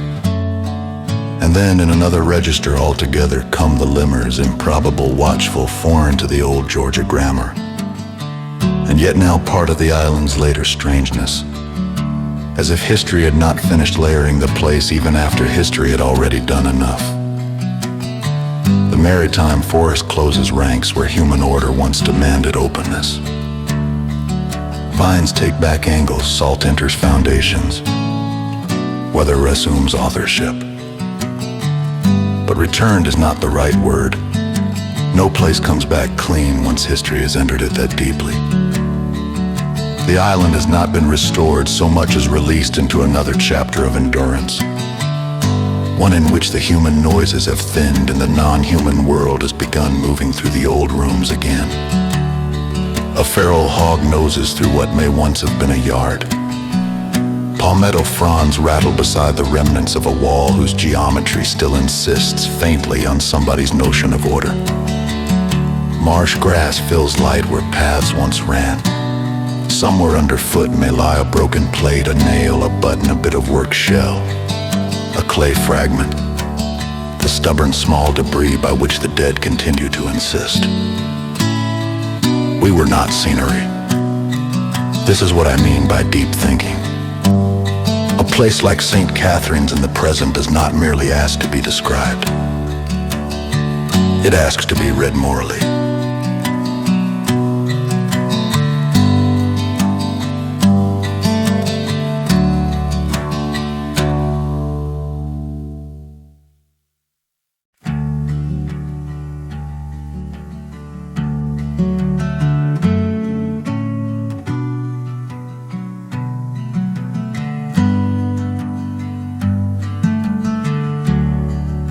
Every ruin on it raises the same question in a different accent. What do we owe the vanished when we inherit the beauty that outlived their dispossession? It is easy, terribly easy, to walk such ground and surrender to atmosphere, to admire the drape of moss, the quality of light, the long coastal hush, and leave with one's soul pleasantly stirred. It is harder and more necessary to understand that beauty here has been financed by forgetting unless memory is carried back into it with deliberate care. I keep seeing a visitor moving through the island now. Maybe a descendant, maybe a scholar, maybe just a person with enough conscience to feel the difference between picturesque and consecrated. They walk slowly, they stop often. They notice that the air itself seems crowded, though the path is empty. One patch of ground feels different from another, not by any visible logic, but by the body's old instinct that place retains charge. Here, perhaps, laughter once rose from a doorway at dusk. Here Ruth may have stood looking out over a yard she believed at last belonged to her children. Here the table may have caught lamplight. Here a boy may have bent over his copybook. Here papers were unfolded. Here the room changed temperature. Here bundles were tied. Here somebody turned once in a departing boat and carried the island away as unfinished sentence. The modern island gives you no plaques for most of this. It gives you wind. It gives you shadow. It gives you the burden of inference.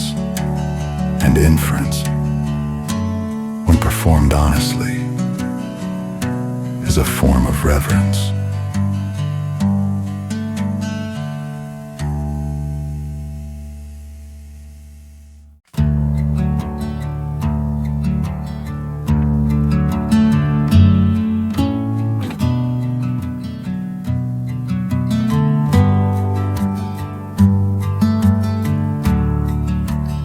There are boars now, yes, and I keep them in the story, because they refuse prettiness. Wildness is not always graceful. Sometimes it roots, grunts, tears, invades, thrives in the wreckage left by finer-sounding human ambitions. The boars move through the island with the blunt authority of creatures indifferent to our categories of heritage and grief. The lemurs, by contrast, make the island feel almost surreal in its modern afterlife. As if conservation, exile, experiment, and accident had all agreed to share the same haunted ground. Crabs continue their comic urgent labor at the marsh edge. Birds cross the same sky under which whole human worlds were assembled and undone. In that sense, the island keeps faith with something older than us. But the modern return to nature is not absolution. Nature does not cancel history. It grows through it. A ruined chimney does not become innocent because vines find it beautiful. That is one of the hardest American lessons, and we avoid it constantly. We like our landscapes purified, our ruins aesthetic, our violence safely in the past tense, our sorrow trimmed into heritage. But St. Catherine's resisted treatment if you stay long enough.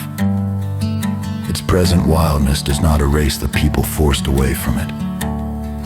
It does not reduce native life to prelude or slavery to atmosphere or black dispossession to unfortunate transition. Instead, the wildness makes the absences more piercing. Because the marsh is still so beautiful. Because the trees are still so generous with shade. Because the creeks still run clear in their old channels. You look at all that enduring abundance and feel with an ache almost too plain to be literary. How much was taken from people who love this place in labor and hunger and prayer. I think of memory now less as archive than as tide.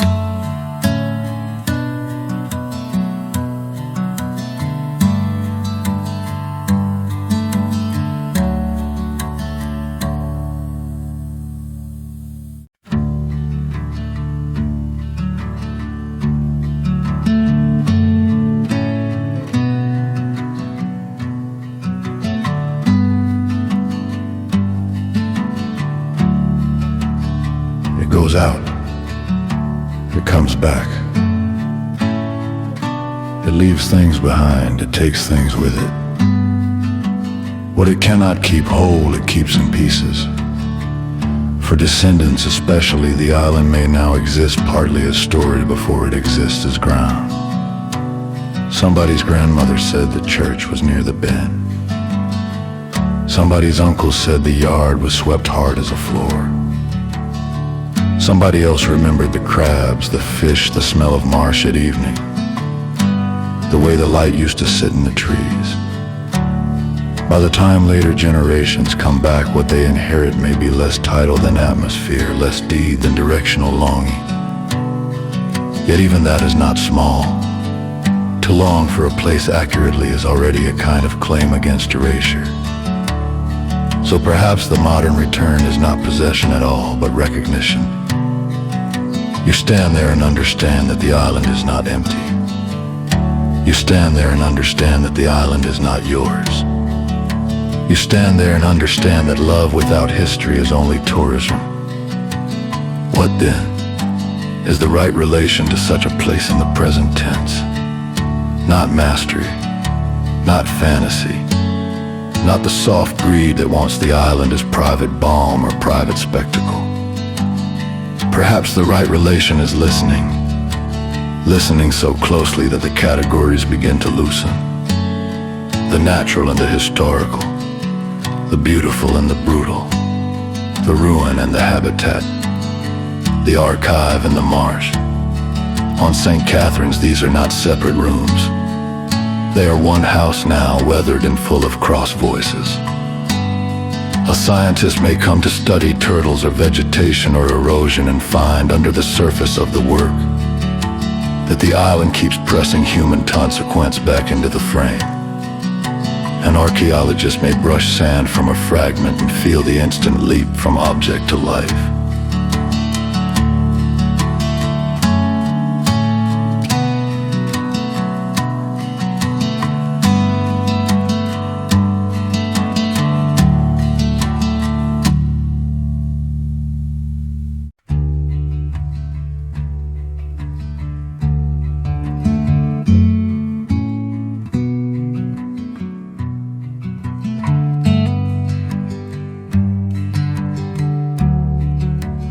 The descendant may arrive with stories and leave with stronger ones, or with grief sharpened by the fact that the place remains so palpably itself, while the people were made not to remain.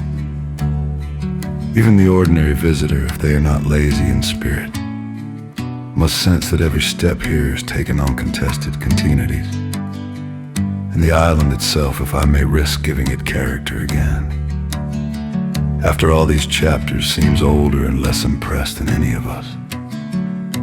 It has seen human certainty in too many costumes, mission certainty, plantation certainty, legal certainty, scientific certainty. Even it has seen claims rise, harden, and fail. It has seen names change while tides refuse the theater of names altogether.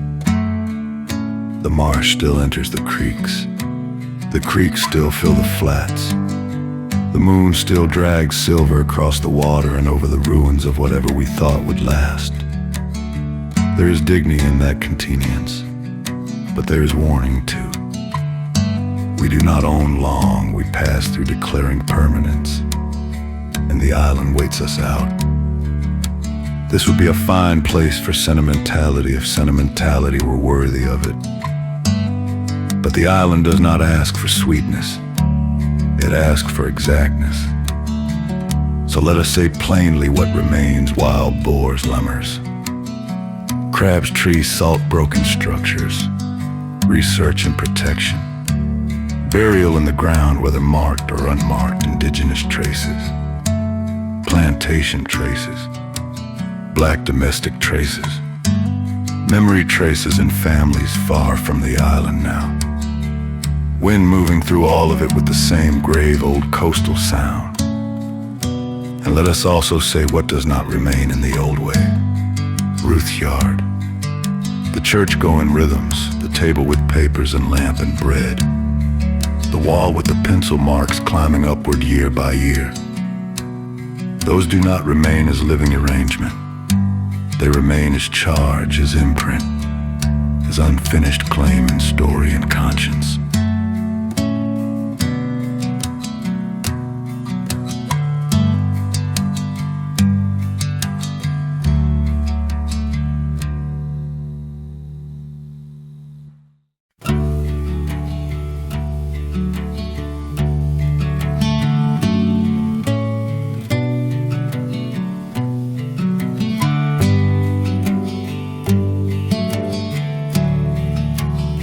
That is why the final return in a book like this cannot be simple restoration. No one rolls back into the past and ties up at the old landing to find everything waiting in correct order. Return for us is subtler and sadder and perhaps more honorable than that. It is the act of carrying the broken sequence faithfully enough that it does not disappear. It is looking at the island in its present rough beauty and refusing both false innocence and false despair. The place is not healed. The place is not dead. The place remembers in forms larger than our records. By late afternoon, the light on the island begins doing that old Georgia coast miracle, going honey-colored and low, touching ruin and palmetto and creek water with an almost unbearable tenderness. This is the hour when everything wants to become elegy if you let it. The boars have gone deeper into shadow. Somewhere in the trees, the lemurs move with their own improbable watchfulness. Crabs work the mud, egrets step the shallows like white thoughts. The trees throw long bars of darkness over the ground where homes once stood or nearly stood or were imagined. If a person is standing there then quiet enough, they may feel what I have been circling all along through these chapters, that the island is not asking to be mourned in the abstract. It is asking to be remembered specifically. Remember the first fires. Remember the bell. Remember the field. Remember the chains. Remember the song. Remember the lamp on the table. Remember the paper that took back what labor and love had built.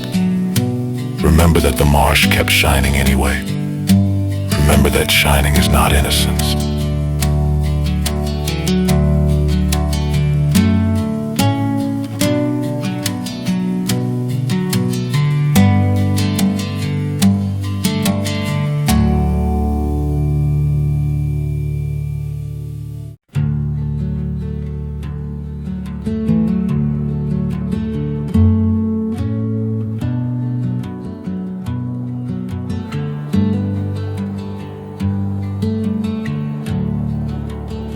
Then evening comes.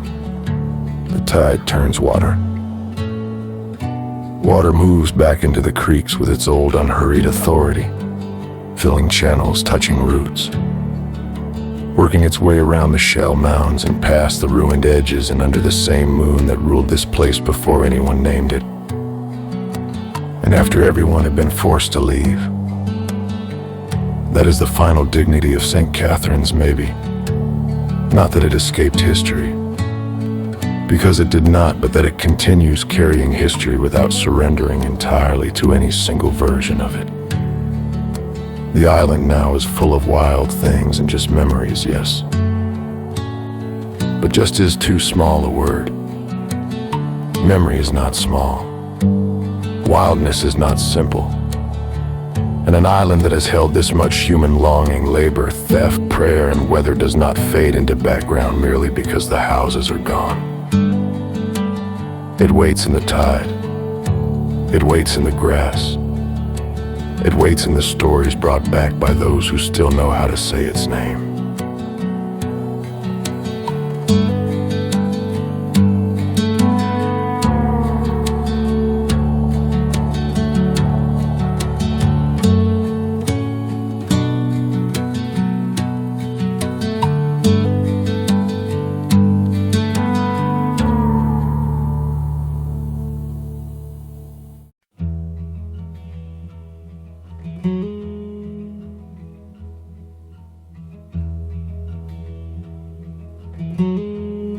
Years later,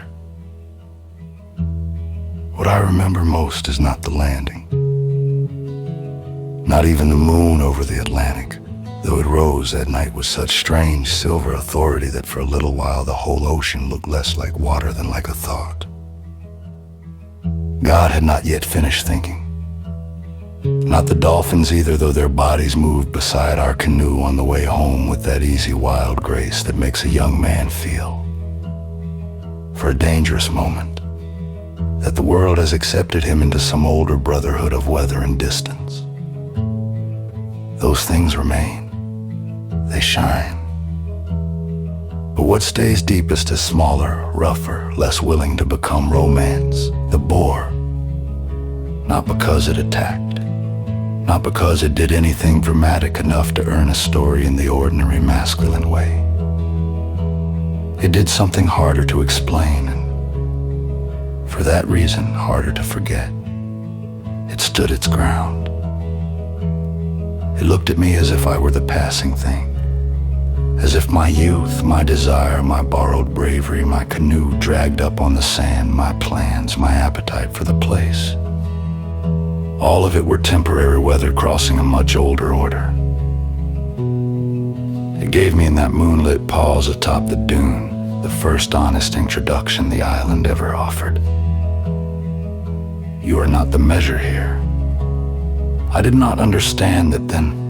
Youth rarely mistakes warning for gift until long afterward.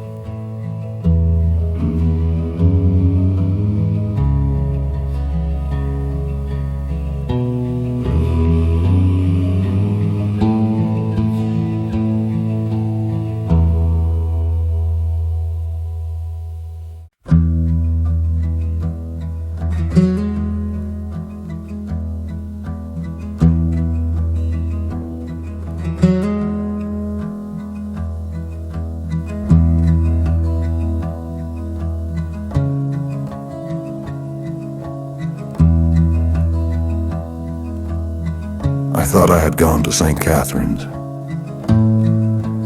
because I was curious, because the map left room for longing, because a half-known place on the Georgia coast had called out to the version of me that believed all named shores were, in some secret way, invitations. That was true as far as it went. But it did not go far enough. The island had not been waiting to be found by me. It had been going on without me for ages, through tide and fire and shell, through prayer and theft and labor and departure, through names spoken over infants and names written in ledgers and names carried away in boats at dusk. My little crossing was only one more brief arrival in a place crowded with arrivals and removals. And yet I am grateful for the boar. Grateful because some truths can only enter the body before they enter the mind. Grateful because wonder, left uncorrected, can become a kind of vanity. Grateful because the island, in its rough and unadorned way, refused to flatter me. It gave me beauty, yes. It gave me moonlight and white sand and dark timber and dolphins in the grass. It gave me Anne before the years had gathered around us. It gave me Roscoe alive and barking into the dark, brave beyond his understanding, still young enough to believe that any wild thing could be challenged if only he announced himself loudly enough. Before the island let me carry away too much illusion, it placed something older and more rightful in my path and made me feel, if only for a handful of heartbeats, the difference between entering a place and belonging to it.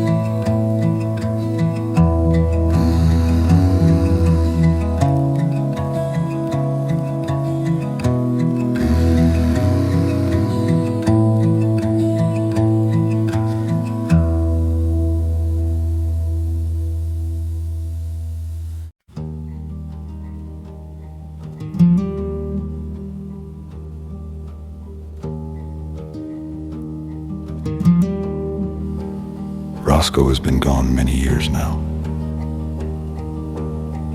We lost him the year after our first son was born. And even now the fact of it can catch in the throat when I least expect it.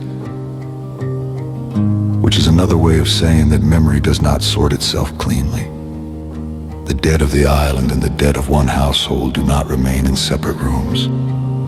Time folds them together. So when I think back to that first trip, I do not remember only the younger man I was, or the woman who had not yet agreed to marry me, or the island in its moonlit strangeness. I remember the dog, too, alive in the silver grass, barking up the dune at a creature older and less impressed than any of us. And I feel again the fleeting holiness of a world not yet broken in the ways it would later break. That feeling stayed. It stayed through the years in which I read more, learned more, failed to know enough, learned again. It stayed as the island deepened from adventure into argument, from scenery into witness, from memory into obligation. And there were other losses, the private kind that arrive years later and make a place reopen inside you under a different light. My sister carried Catherine as her middle name, and because of that the island was never afterward only an island to me. Never only marsh and tide and weather and history. Her name kept touching it, or the island kept touching her name. I still do not know which is truer. I only know that after she was gone, St. Catherine's took on another gravity in my mind, as though all its old absences had moved a little closer to home. It is difficult to say plainly what it is to lose a sister. The language goes thin where the grief grows heavy, and somewhere inside that grief there remains the helpless backward wish that she might have had one ordinary afternoon here with us, walking the shoreline with Anne and with my children while the tide fell away, bending now and then to lift a shell from the wet sand, turning it in her hand as if beauty were still the sort of thing one had time to examine closely. It stays even now when I think of St. Catherine's at dusk, the tide turning, the grass taking the wind in long dark shivers, the ruins settling deeper into weather, the invisible old lives pressing gently upward through the ground. Somewhere out there, in the mind's version of evening that no clock can keep, the boar is still moving along the edge of the dune. Roscoe is still somewhere just out of sight in the grasp. Behind them the forest stands in its old withheld darkness. Below them the ocean works under the moon. And farther in, beyond what the eye can gather in one glance, the island goes on keeping what it keeps. First fires, bells, chains, songs, tables, papers, graves, wild things, and the unfinished sentences of those who loved it and were made to leave. And among those unfinished sentences now is my sister's as well. The canoe was only ever passing through.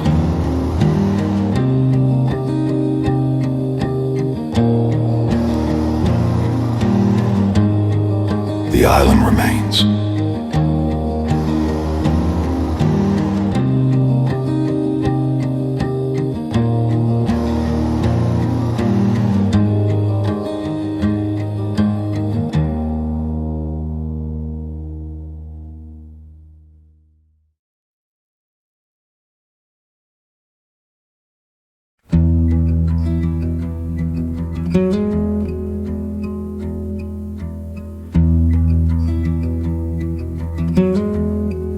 The boar was the island's correction. The canoe was its mercy. It carried us there and brought us back, which is more than can be said for many of the vessels human beings trust with their longings. It slid out on the ebb under our younger bodies and held through chop, shell, fear, moonlight, and the long grassy miles home. It did what a canoe is meant to do, but I had loaded it, without knowing, with more than gear and wine and a dog in my hopeful life.